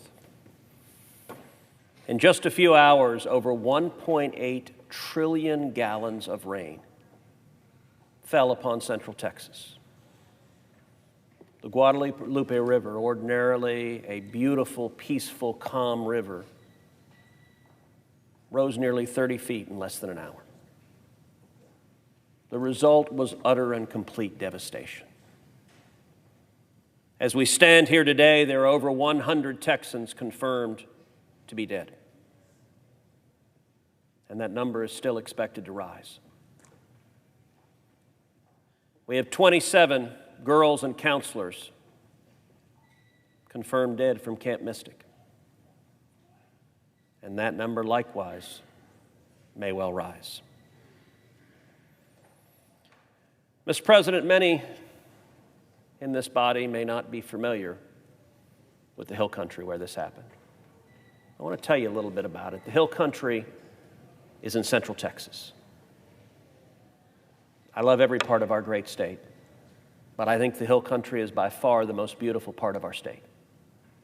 As the name suggests, there are rolling hills, beautiful rivers. And for a century, the Hill Country has been a place where young people across Texas have gone to summer camps. There are some 40 summer camps just in Kerr County. And it has been a place where young girls, young boys go to make friends, to learn independence. Camp Mystic is one of the most storied camps in Texas. It is 100 years old, founded in 1926. For 100 summers, Camp Mystic has hosted girls. It's a Christian camp, and it trains young girls in teamwork and camaraderie, in independence, and it produces some of the most incredible friendships, lifetime friendships you have ever seen. Many Texas summer camps, at the end of what is often a month-long session, there's a closing ceremony that's typically 1 or 2 days. And I will tell you, it is an incredible thing to see Texas women coming back to these girls' camps, because you will regularly see a grandmother and a mother and a little girl, all of whom attended the same camp. It is a tradition that has stitched together thousands of Texans all across our great state. I will tell you, for me, this is not abstract or theoretical.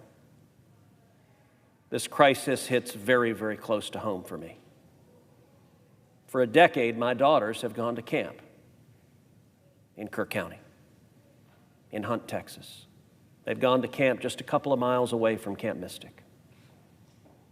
Just last week, my wife Heidi was in Hunt picking up my youngest daughter, Catherine. She picked her up for camp. It was a wonderful time. It was joyful. This week, hundreds of little girls were dropped off at camp this previous week to start their next session. And in the early hours of July 4th, the waters came rushing in and it cost their lives. I spent all of yesterday in the Hill Country. I met with first responders. I met with people who demonstrated extraordinary heroism. I met with people on the ground. When this flood first started occurring and we were getting reports of just how bad it was, within hours I was on the phone to Texas Governor Greg Abbott. I was on the phone with Texas Lieutenant Governor Dan Patrick. I was on the phone with Nim Kidd, the Texas Director of Emergency Management. And then I called President Trump. And I told him, Mr. President, it's still early, but the reports we're getting of what's happening in Texas are utterly and completely devastating. This has the potential to have an enormous loss of life. And I said it is critical that we have every federal resource and asset. And Mr. President, I will tell you what President Trump told me. He said, Ted, whatever Texas needs, the answer is yes. And the federal government responded. In the hours after the flooding began, there were over a dozen helicopters in the air. Coast Guardsmen, National Guardsmen, Texas Department of Public Safety. They performed over 850 rescues.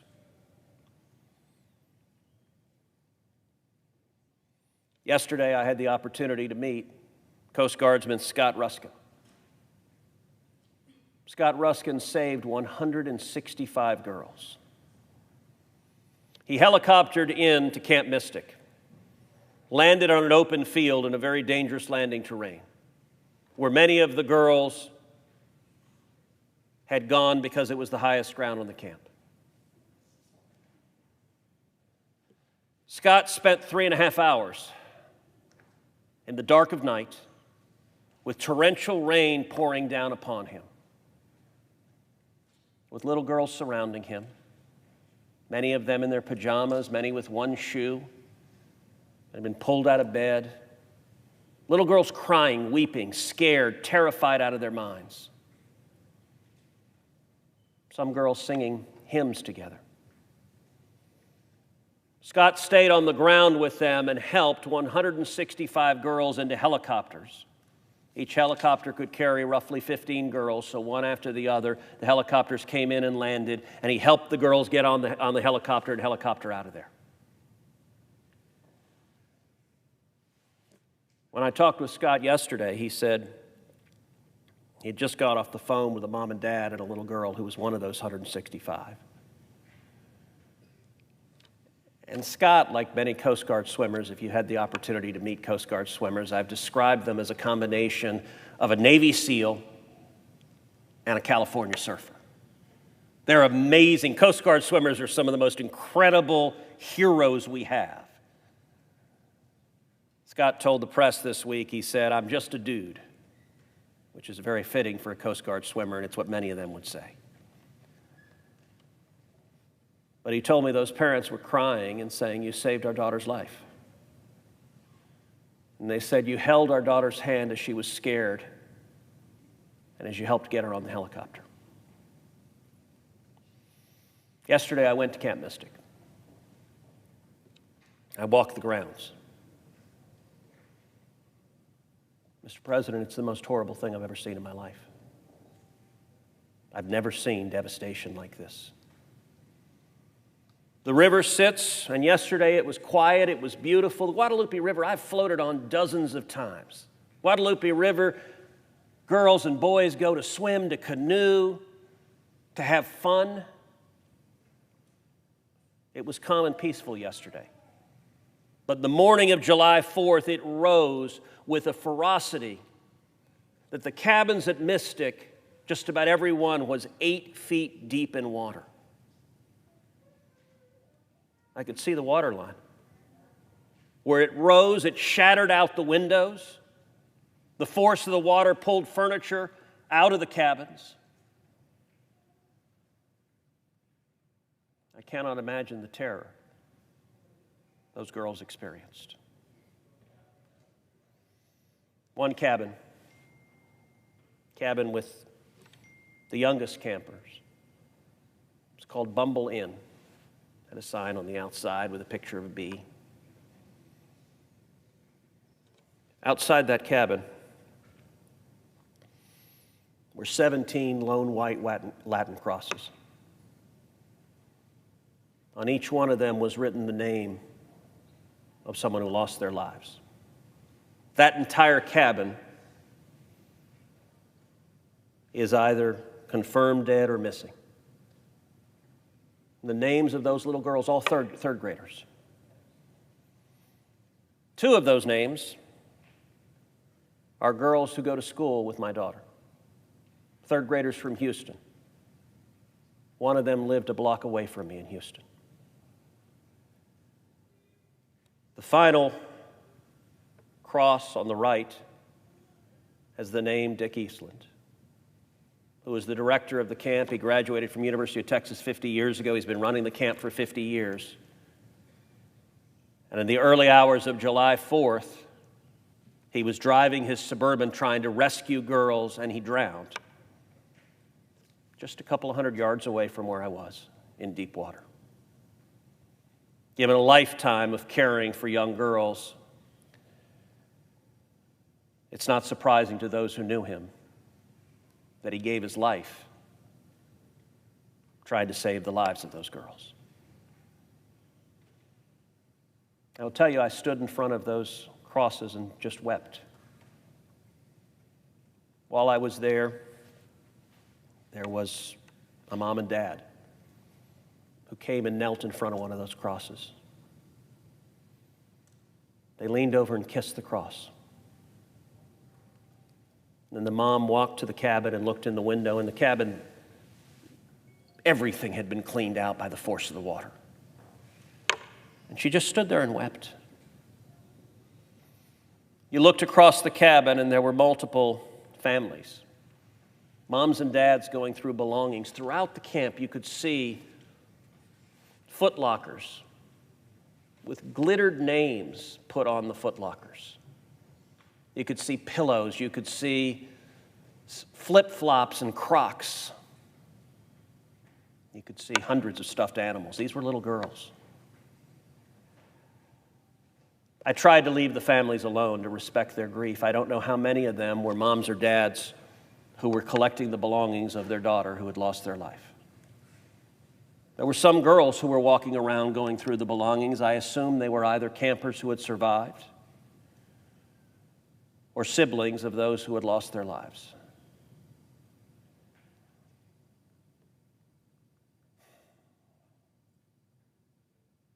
Over the past several days, I've spoken to multiple family members whose daughters had been missing. And the panic that any father, any mother feels when you don't know where your child is. That hole in their heart that will never be filled. Texas is grieving from a wound unlike any I've ever seen before. But, Mr. President, I also want to bring a word of hope. In the face of all of this despair, in the face of all of this suffering, we saw extraordinary acts of heroism. I've spent 13 years in the Senate representing Texas. Texas is a large state, 31 million people. Many natural disasters have struck Texas, from hurricanes to tornadoes to wildfires. And consistently, over and over again, when you go to a disaster, you see the same thing, which is Texans coming together, just helping each other. I talked to you about Scott Ruskin, the Coast Guardsman. I met yesterday the parents of another teenage boy. He was 14. He was at La Junta Camp, which is another boys' camp there in Hunt. He was 14. He was awakened about 3 in the morning. Water was rising. The camp was flooding. And his counselors told him, come help rescue the little boys. So he went to the younger boys' cabin and helped them swim through the water. These parents that I talked to yesterday, they were in tears. I asked them, is your son okay? He was. Thankfully, the La Junta campers survived. And I said, listen, he will always live with this trauma. You will always live with this trauma. But I said, to the extent it helps, he will also always know that at age 14, he helped save the life of 7 and 8 and 9-year-old little boys. And there will be boys and one day men who are living because that teenage boy risked his life for theirs. I heard another story of a counselor who was in water up to his neck, holding with both hands mattresses on the water. On top of both mattresses was a camper. All 3 of them survived. At the end of the day, I drove by a store called the Hunt Store. The Hunt Store is an iconic store right there. It's a store we always stop by. It's a store Heidi and Catherine stopped by last week at the end of camp. The Hunt Store has been completely gutted. The floodwaters just cleaned it out. The sign up top that reads Hunt Store had been changed. And now it reads Hunt Strong. It's a beautiful statement. The parking lot of the Hunt Store, there were people gathered eating. There was a giant trailer with a barbecue smoker and grill.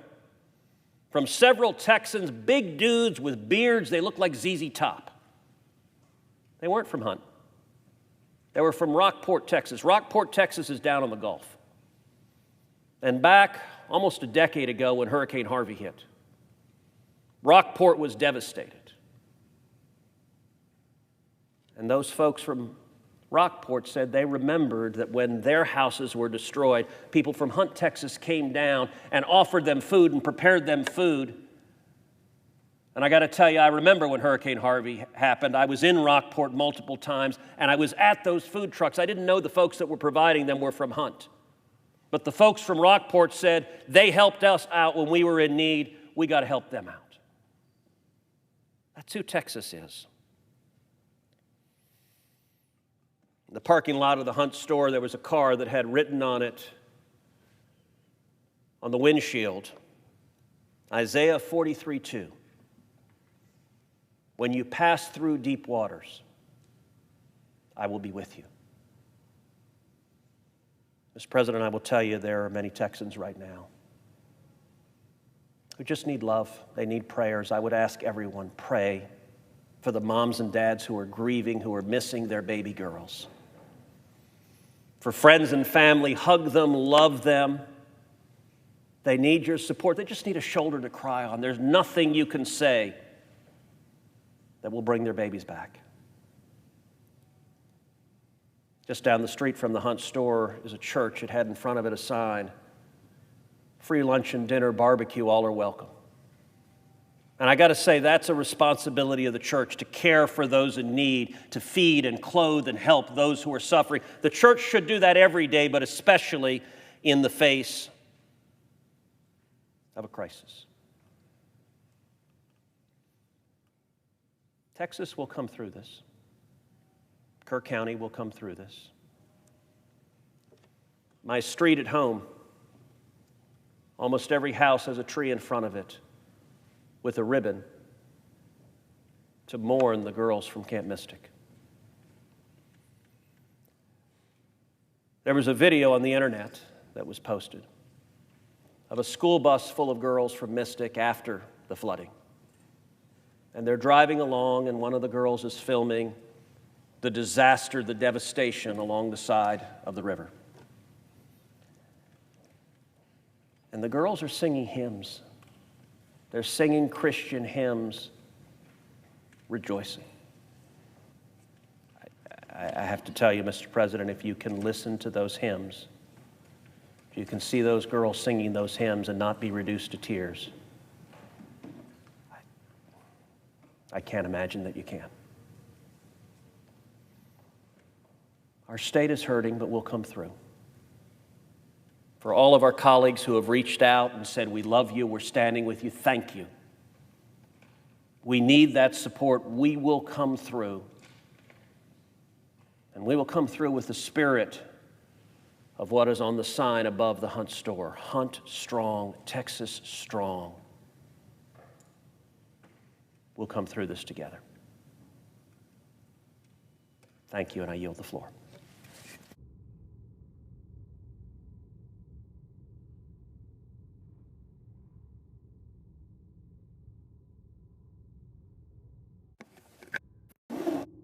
President.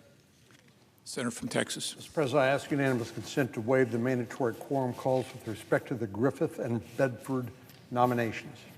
Without objection.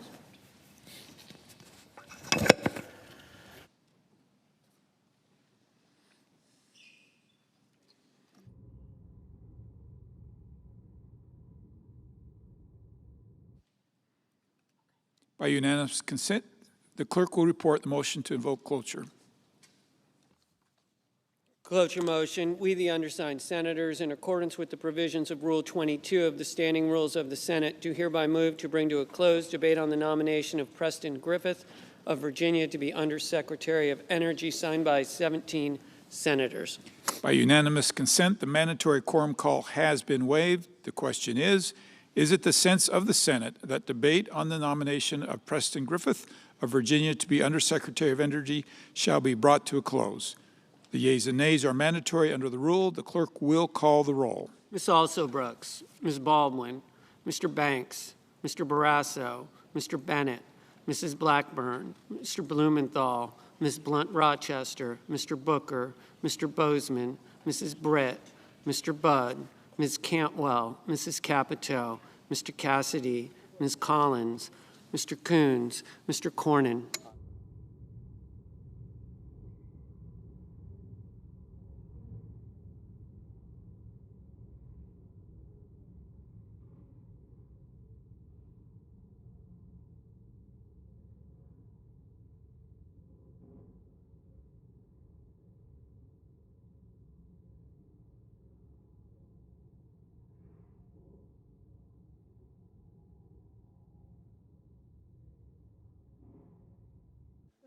Ms. Cortez Masto.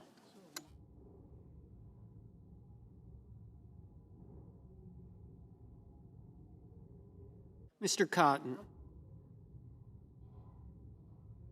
Mr. Kramer. Mr. Crapo. Mr. Cruz.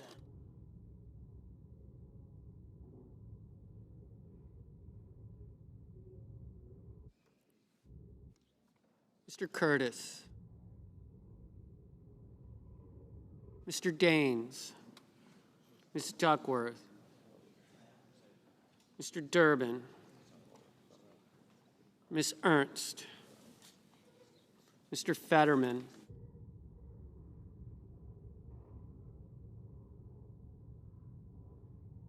Mrs. Fisher,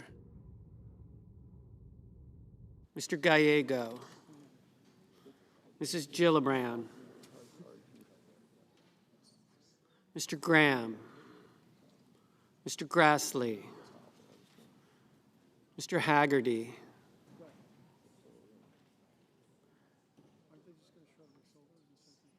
Ms. Hassan, Mr. Hawley,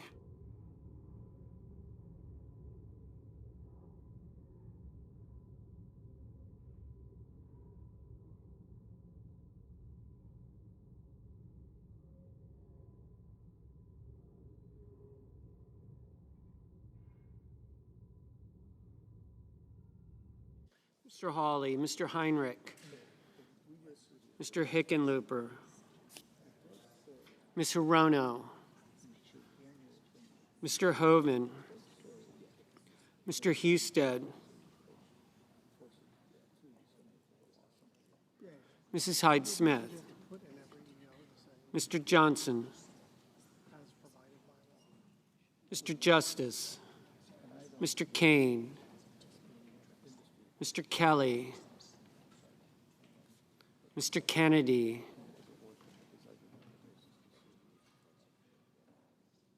Mr. Kim, Mr. King, Ms. Klobuchar,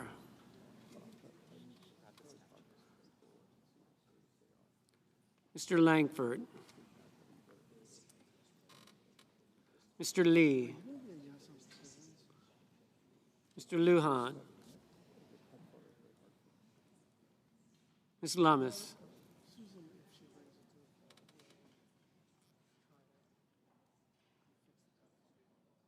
Mr. Markey,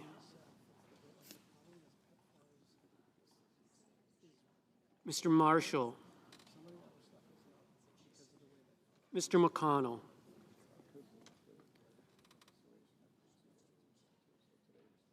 Mr. McCormick, Mr. Merkley, Mrs. Moody, Mr. Moran,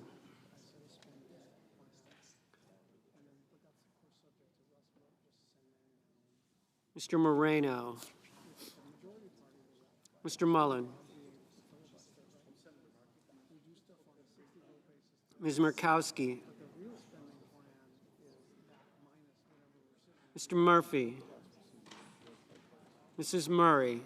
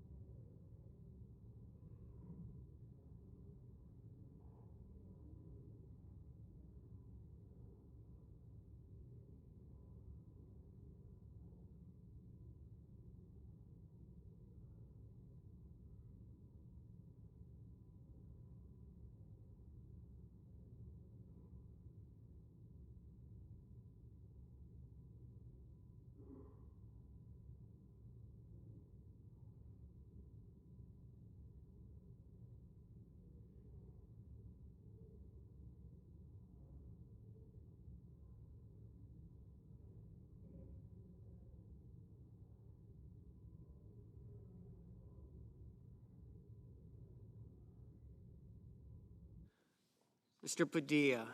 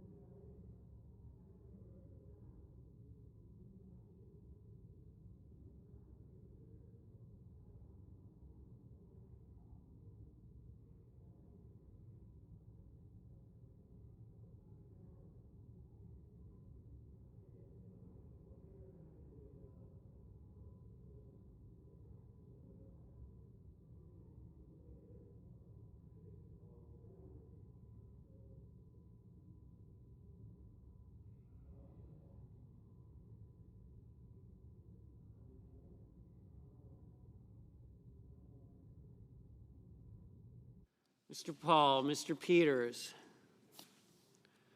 Mr. Reed, Mr. Ricketts, Mr. Risch, Ms. Rosen, Mr. Rounds, Mr. Sanders, Mr. Schatz, Mr. Schiff, Mr. Schmidt, Mr. Schumer, Mr. Scott of Florida, Mr. Scott of South Carolina, Mrs. Shaheen,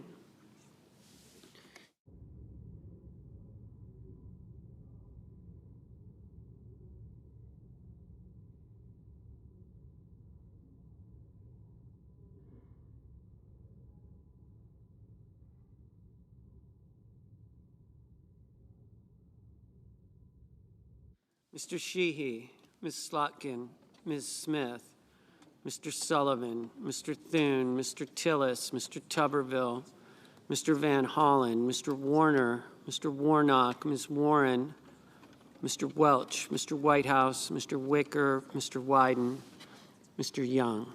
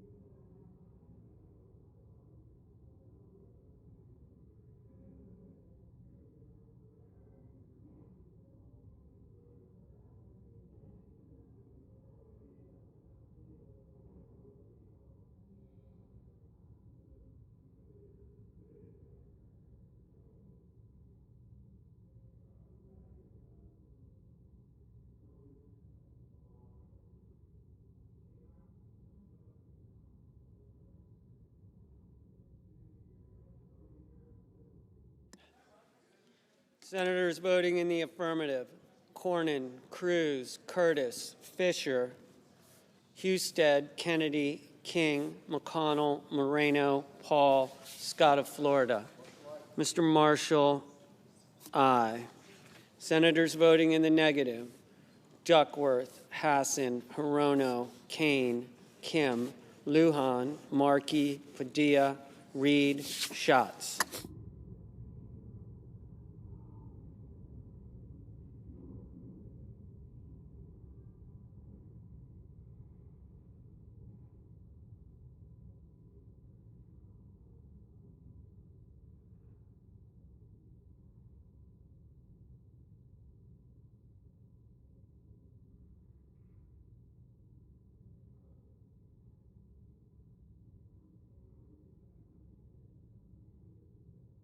Mr. Merkley, no.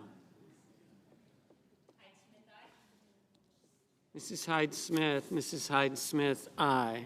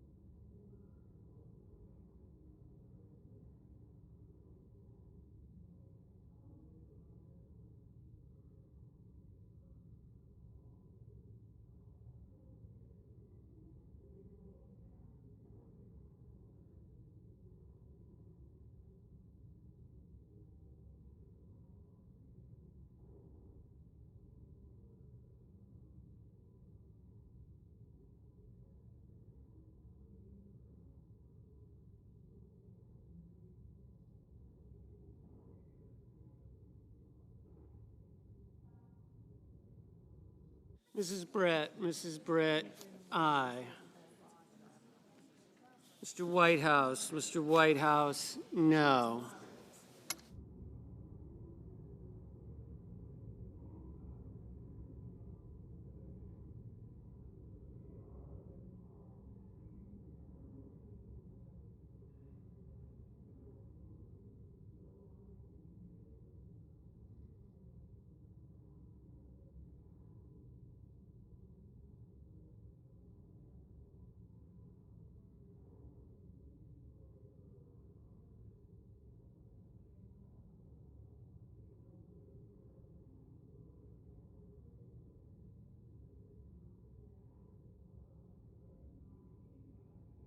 Ms. Collins, aye.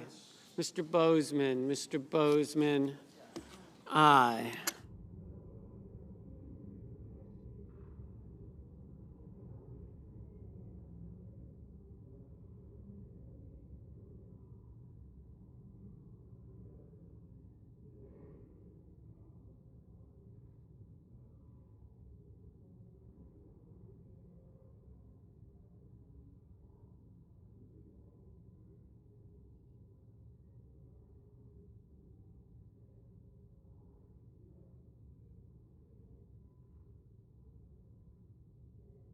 Mr. Fetterman, no.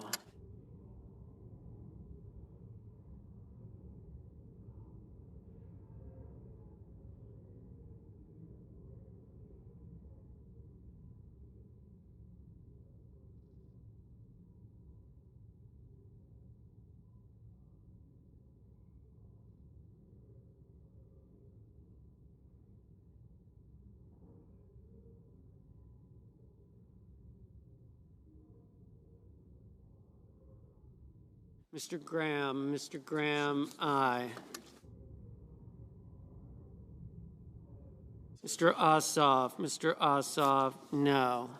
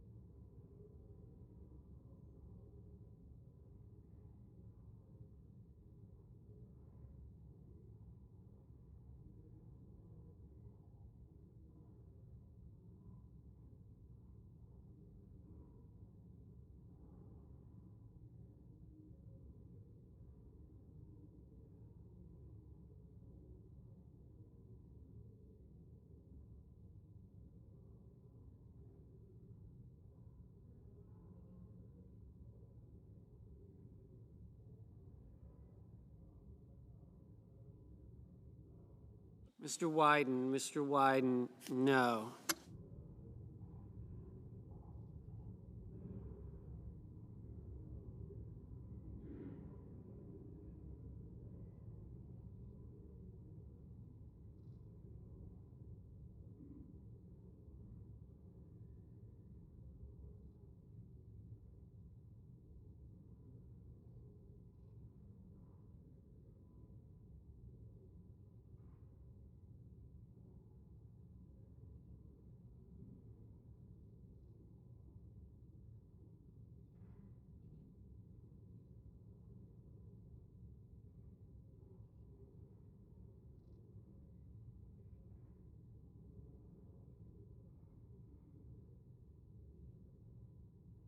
Mr. Crapo, aye.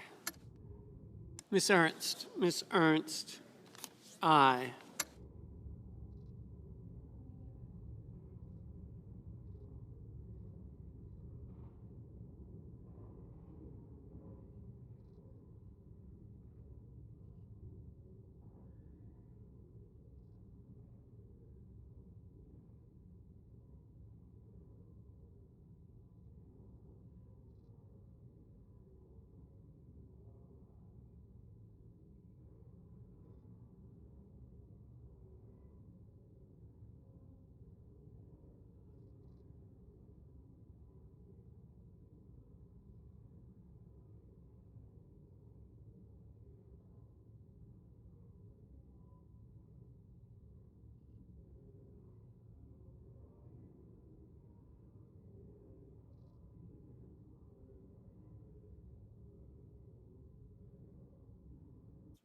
Mr. Kramer, aye.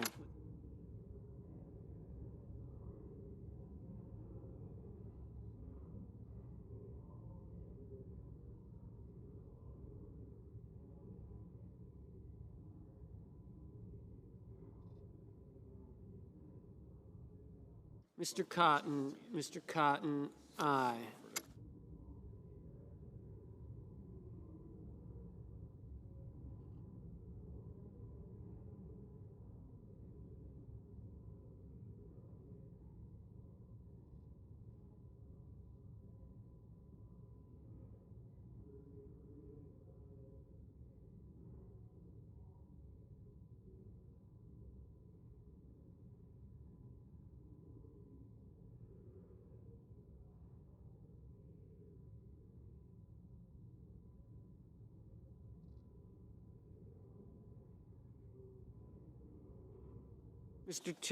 Mr. Tillis, aye.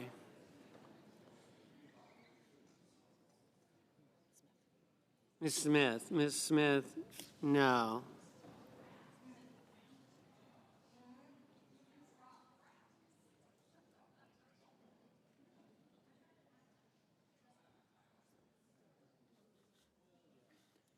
Mr. Barrasso, aye. Mr. Rounds, aye. Mr. Daines, aye. Ms. Blunt Rochester, no. Mr. Grassley, aye. Mr. Wicker, aye. Mr. Mullen, aye.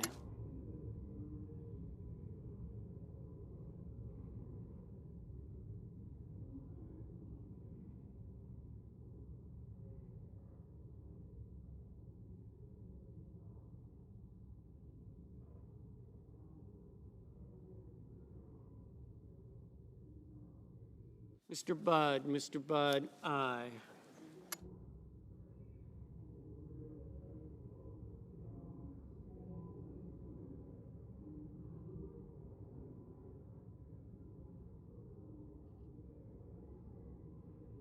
Mrs. Shaheen, no.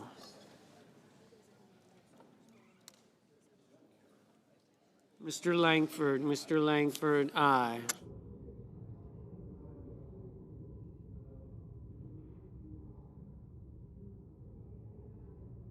Ms. Cortez Masto, no. Mr. Kelly, no.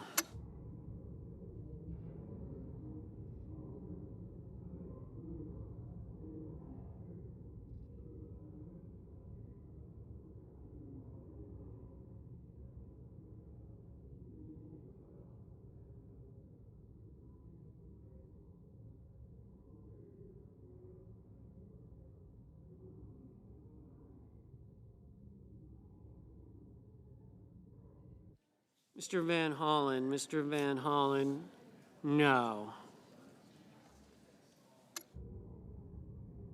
Mr. Johnson, aye.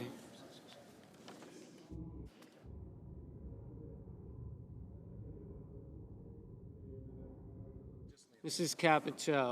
Capito, aye.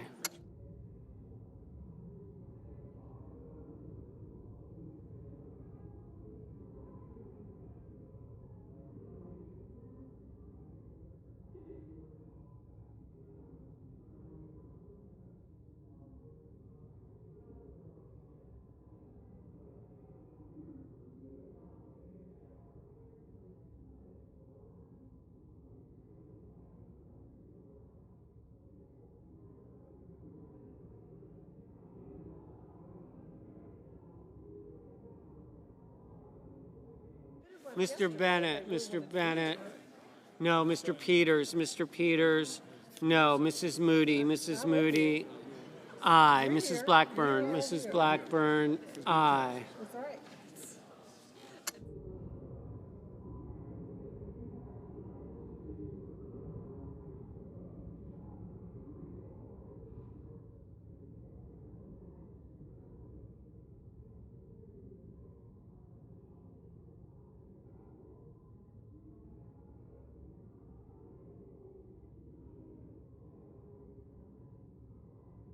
Mr. Justice, aye.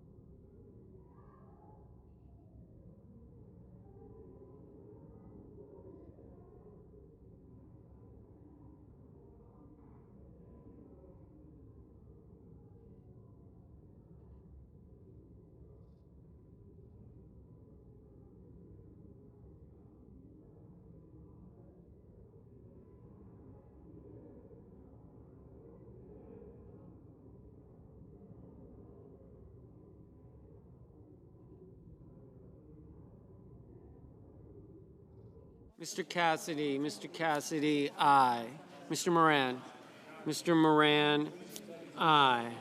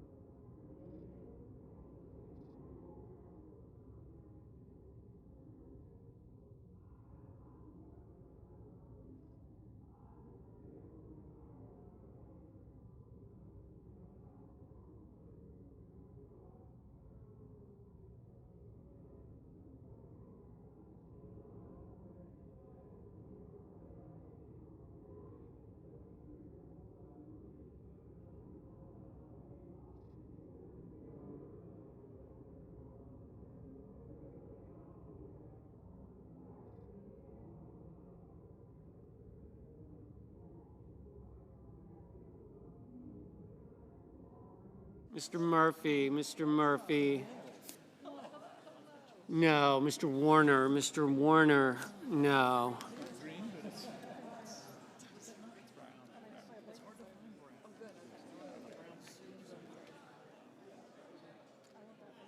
Mr. McCormick, Mr. McCormick. Aye.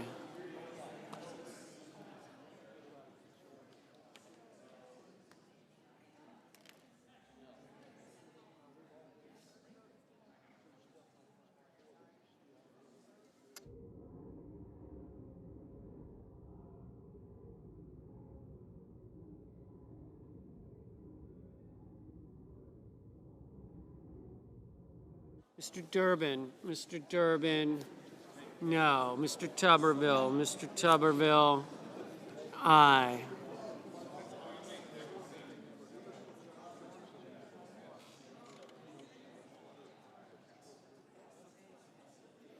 Mr. Banks, Mr. Banks. Aye. Mrs. Gillibrand, Mrs. Gillibrand. No.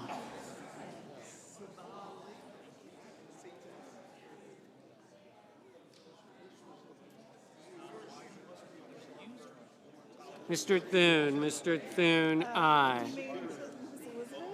Mr. Sullivan, Mr. Sullivan, aye. Ms. Warren, Ms. Warren, no. Ms. Baldwin, Ms. Baldwin, no. Mr. Booker, Mr. Booker, no. Mr. Welch, Mr. Welch, no. Mr. Ricketts, aye.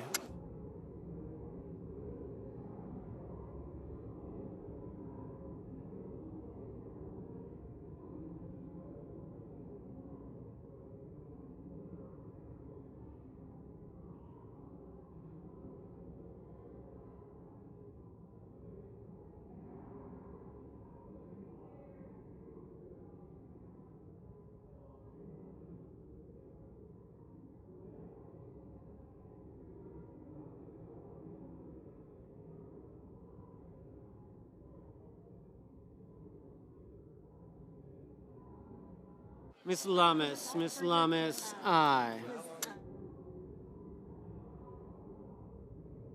Ms. Klobuchar, no.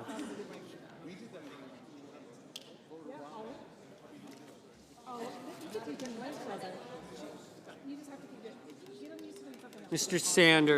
Sanders, no. Mr. Young, aye.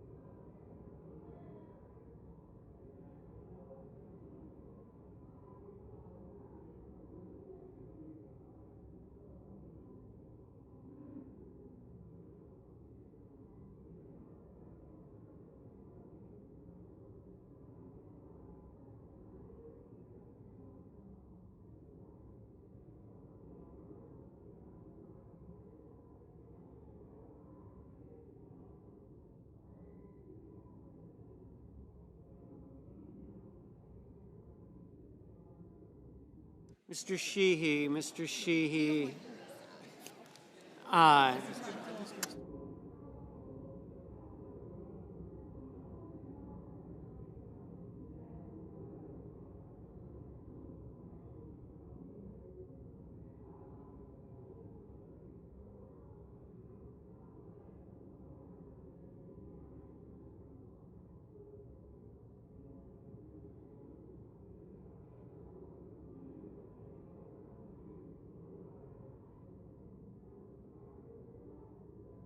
Mr. Hickenlooper, no. Mr. Risch, Aye. Senator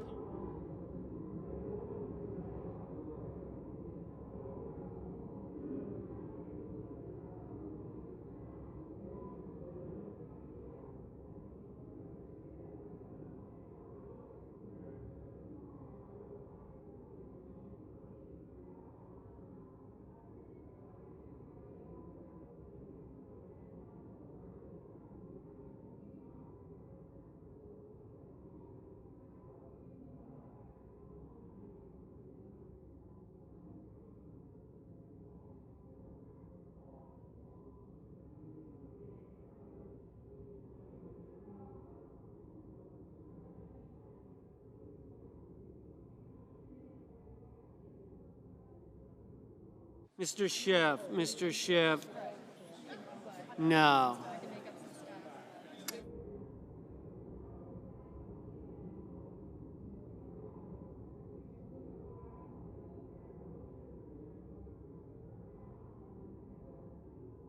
Ms. Cantwell, no.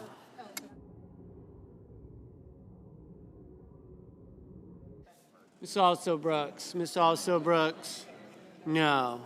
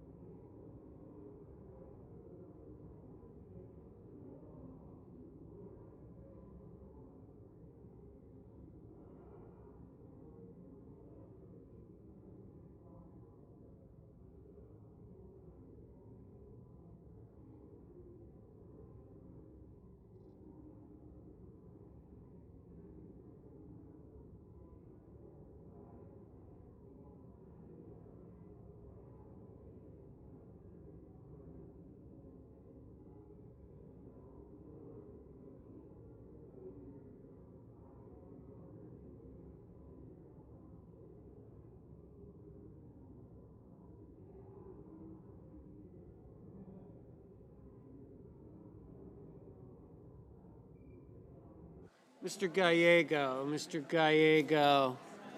no.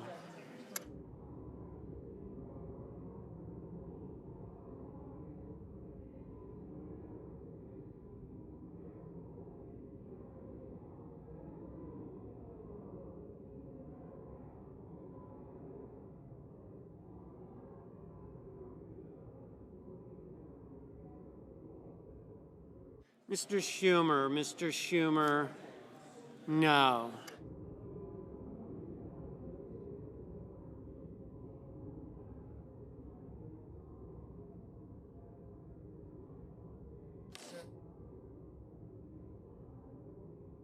The yeas are 47, the nays are 39.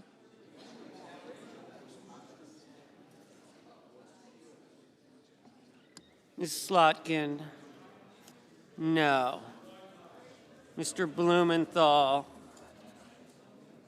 no. We're good? Hey, the yeas are 47, the nays are 41. The motion is agreed to.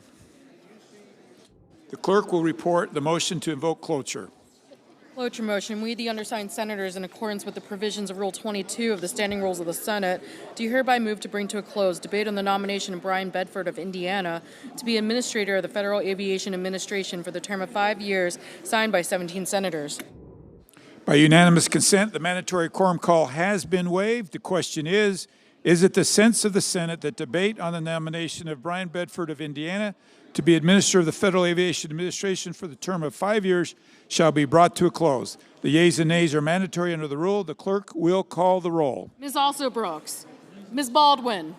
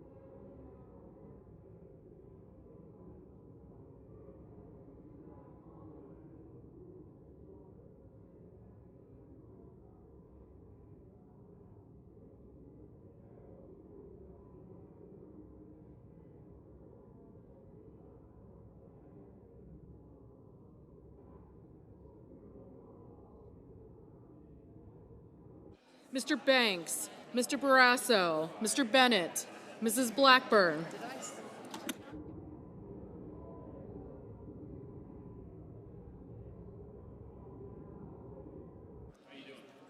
Mr. Blumenthal, Ms. Blunt Rochester, Mr. Booker, Mr. Bozeman, Mrs. Britt.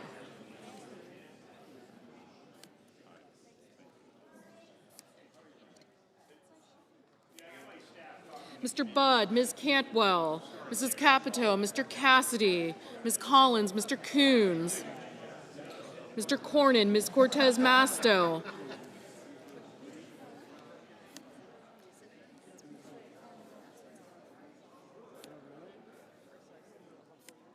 Mr. Cotton, Mr. Kramer, Mr. Crapo, Mr. Cruz, Mr. Curtis, Mr. Daines.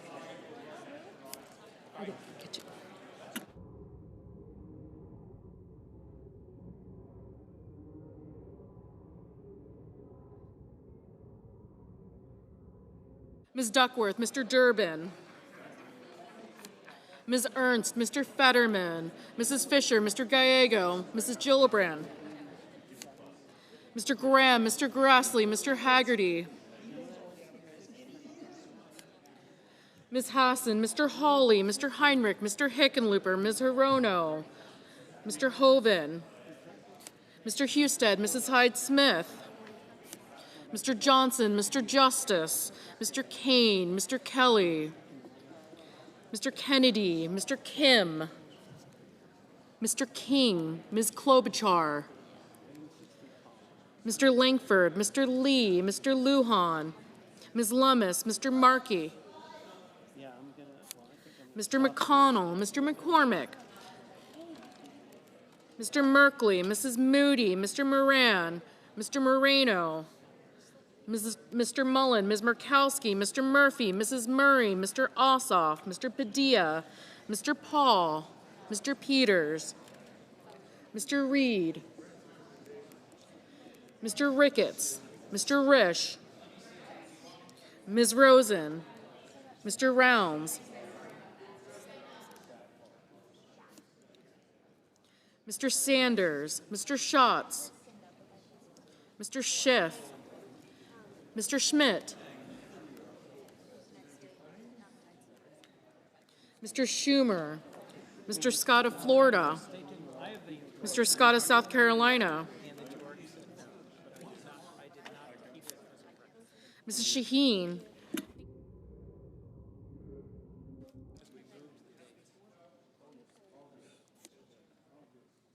Mr. Sheehy, Ms. Slotkin, Ms. Smith, Mr. Sullivan, Mr. Thune, Mr. Tillis, Mr. Tuberville, Mr. Van Hollen, Mr. Warner, Mr. Warnock, Ms. Warren, Mr. Welch, Mr. Whitehouse, Mr. Wicker, Mr. Wyden, Mr. Young.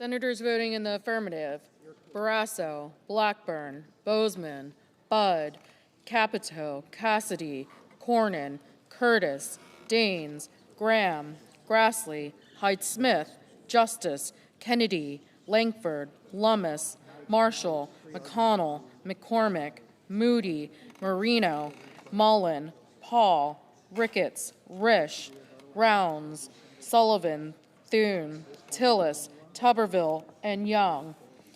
Senators voting in the negative: Alsobrooks, Baldwin, Blumenthal, Blunt-Rochester, Booker, Cortez Masto, Duckworth, Durbin, Fetterman, Gallego, Gillibrand, Hickenlooper, Hirono, Kim, Murphy, Padilla, Sanders, Schatz, Schiff, Slotkin, Smith, Warner, Welch, Whitehouse, and Wyden. Mr. Wicker, aye.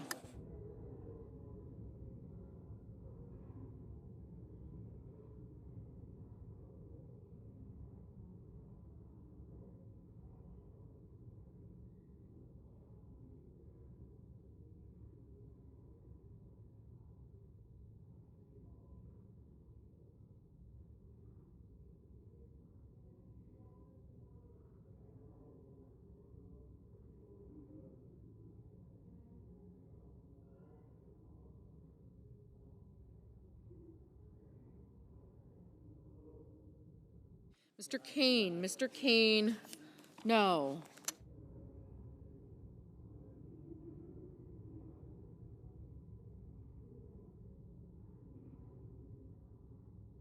Mr. Johnson, aye. Mr. Crapo, aye.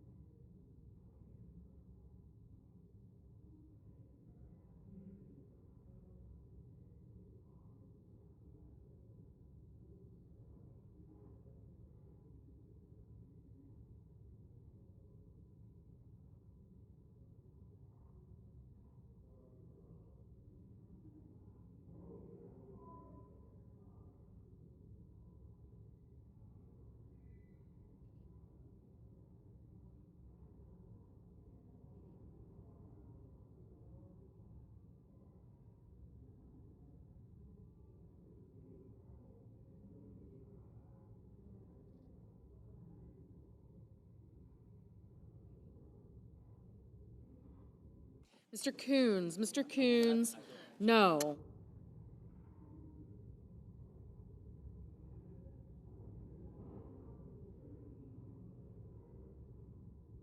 Mr. Husted, aye.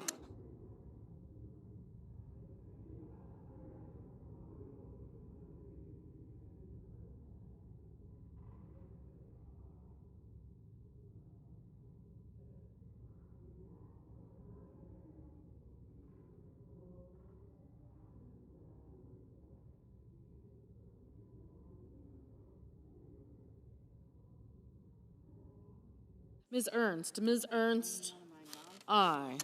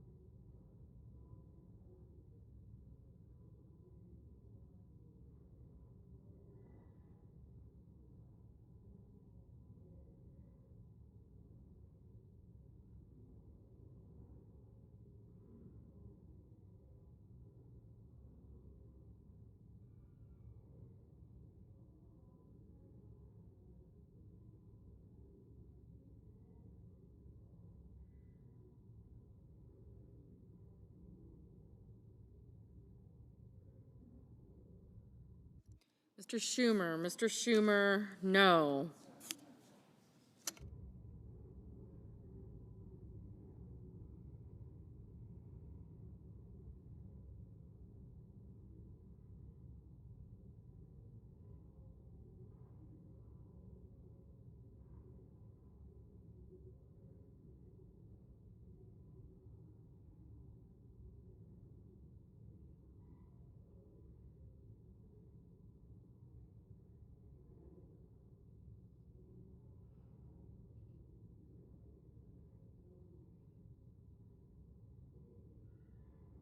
Mrs. Shaheen. Mrs. Shaheen, aye. Ms. Klobuchar. Ms. Klobuchar, no.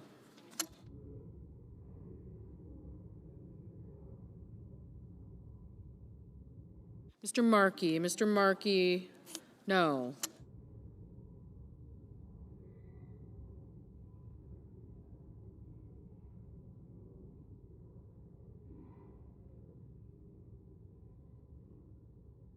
Mr. Van Hollen. Mr. Van Hollen, no.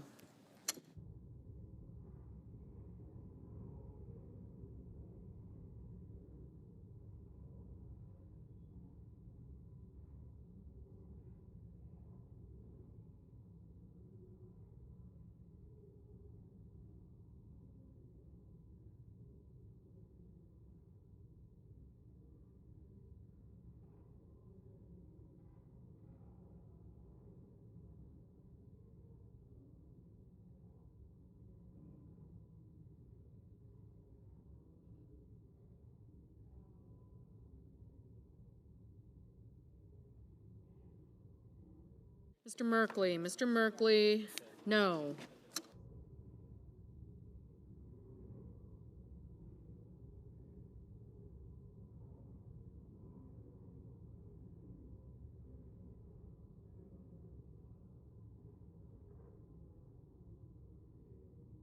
Mr. Peters. Mr. Peters, no. Mr. Kelly. Mr. Kelly, no. Mr. Reed. Mr. Reed, no.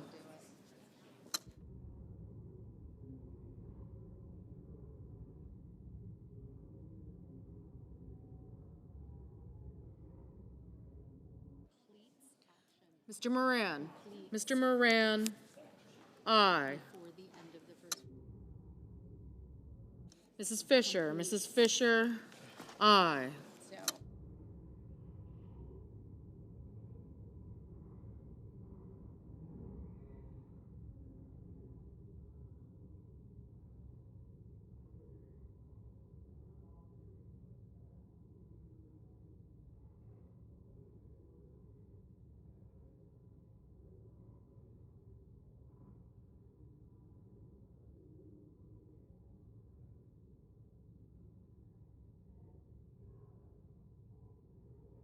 Mr. King. Mr. King, no.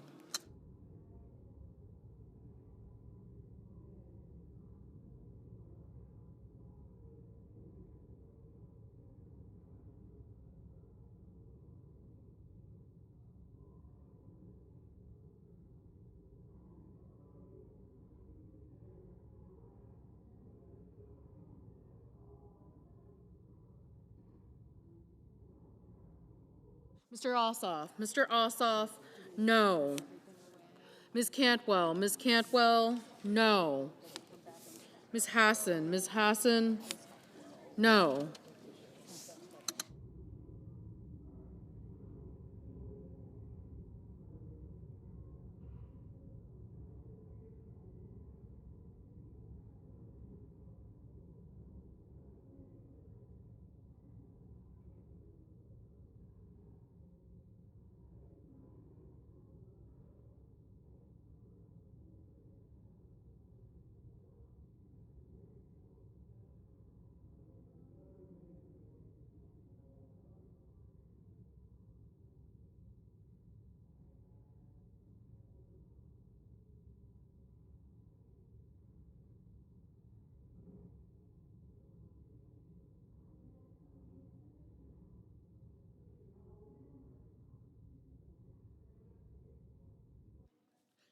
Mrs. Britt. Mrs. Britt, aye.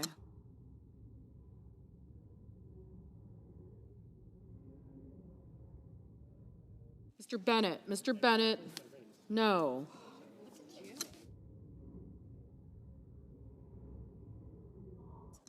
Ms. Collins. Ms. Collins, aye.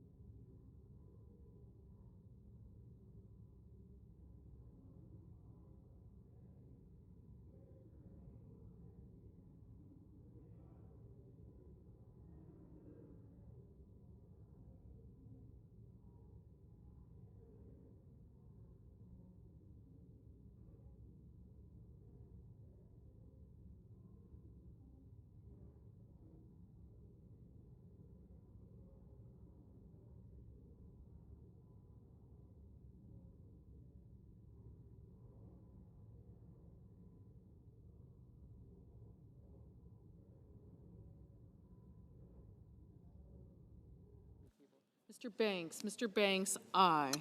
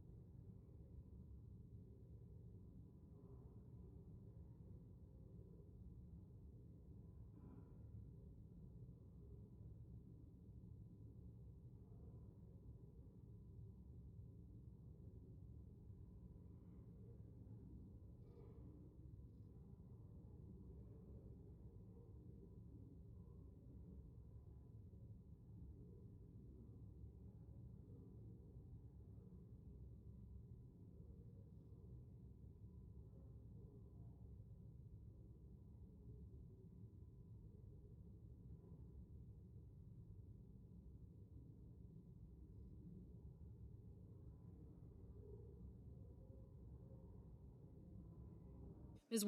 Warren, no. Mr. Scott of Florida, aye.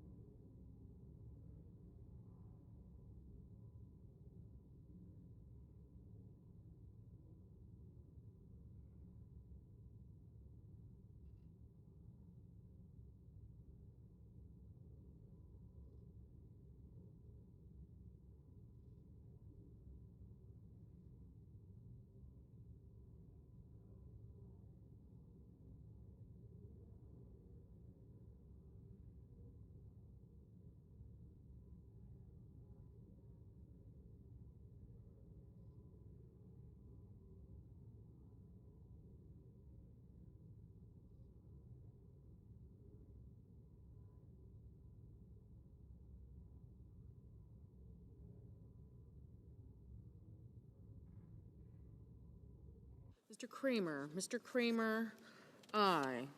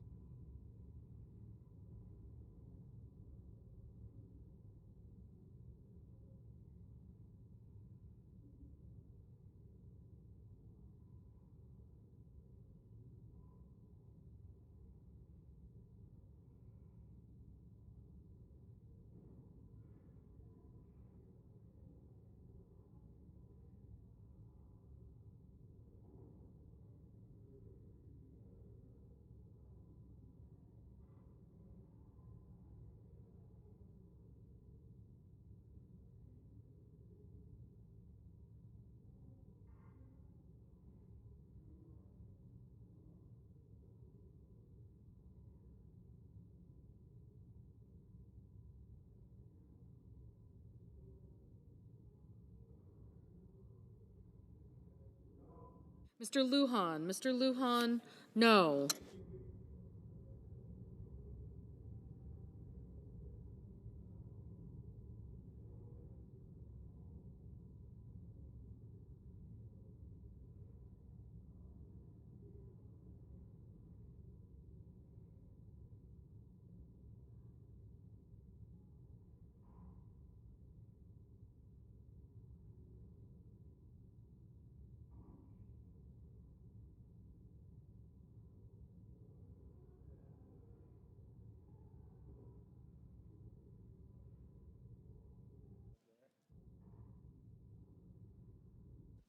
Mr. Sheehy, aye.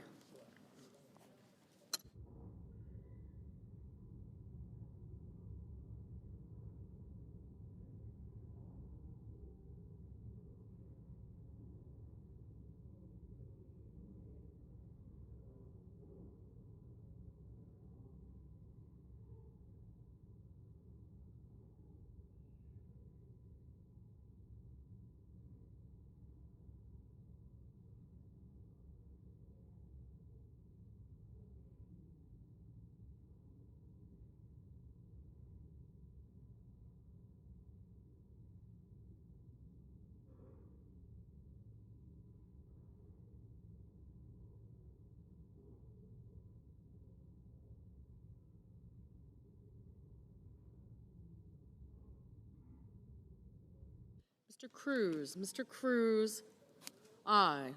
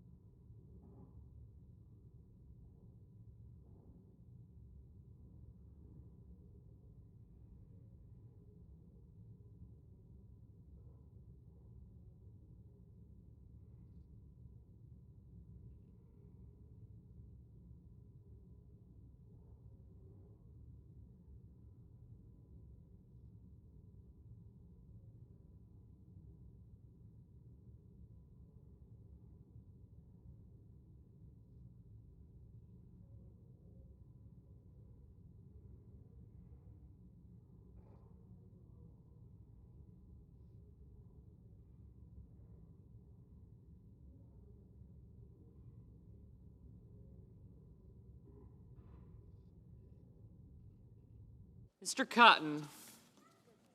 Aye. Thank you.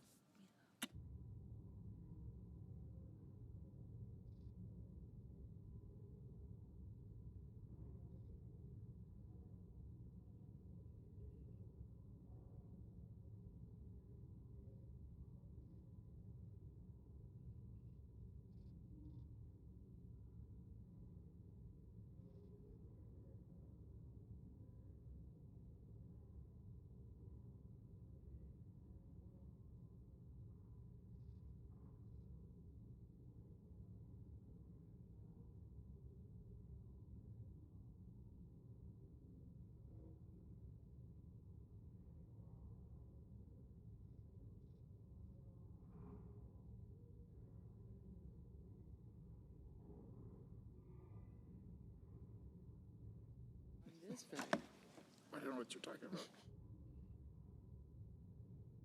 The yeas are 47, the nays are 42. The yeas are 47, the nays are 42. The motion is agreed to. The motion is agreed to. The clerk will report the nomination. Nomination, Department of Transportation, Brian Bedford of Indiana to be Administrator of the Federal Aviation Administration.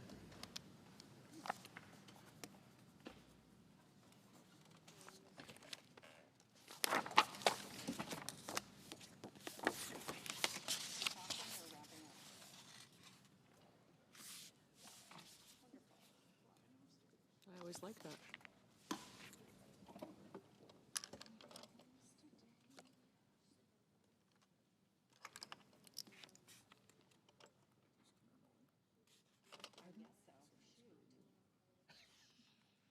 That'd be great, except that he's closing.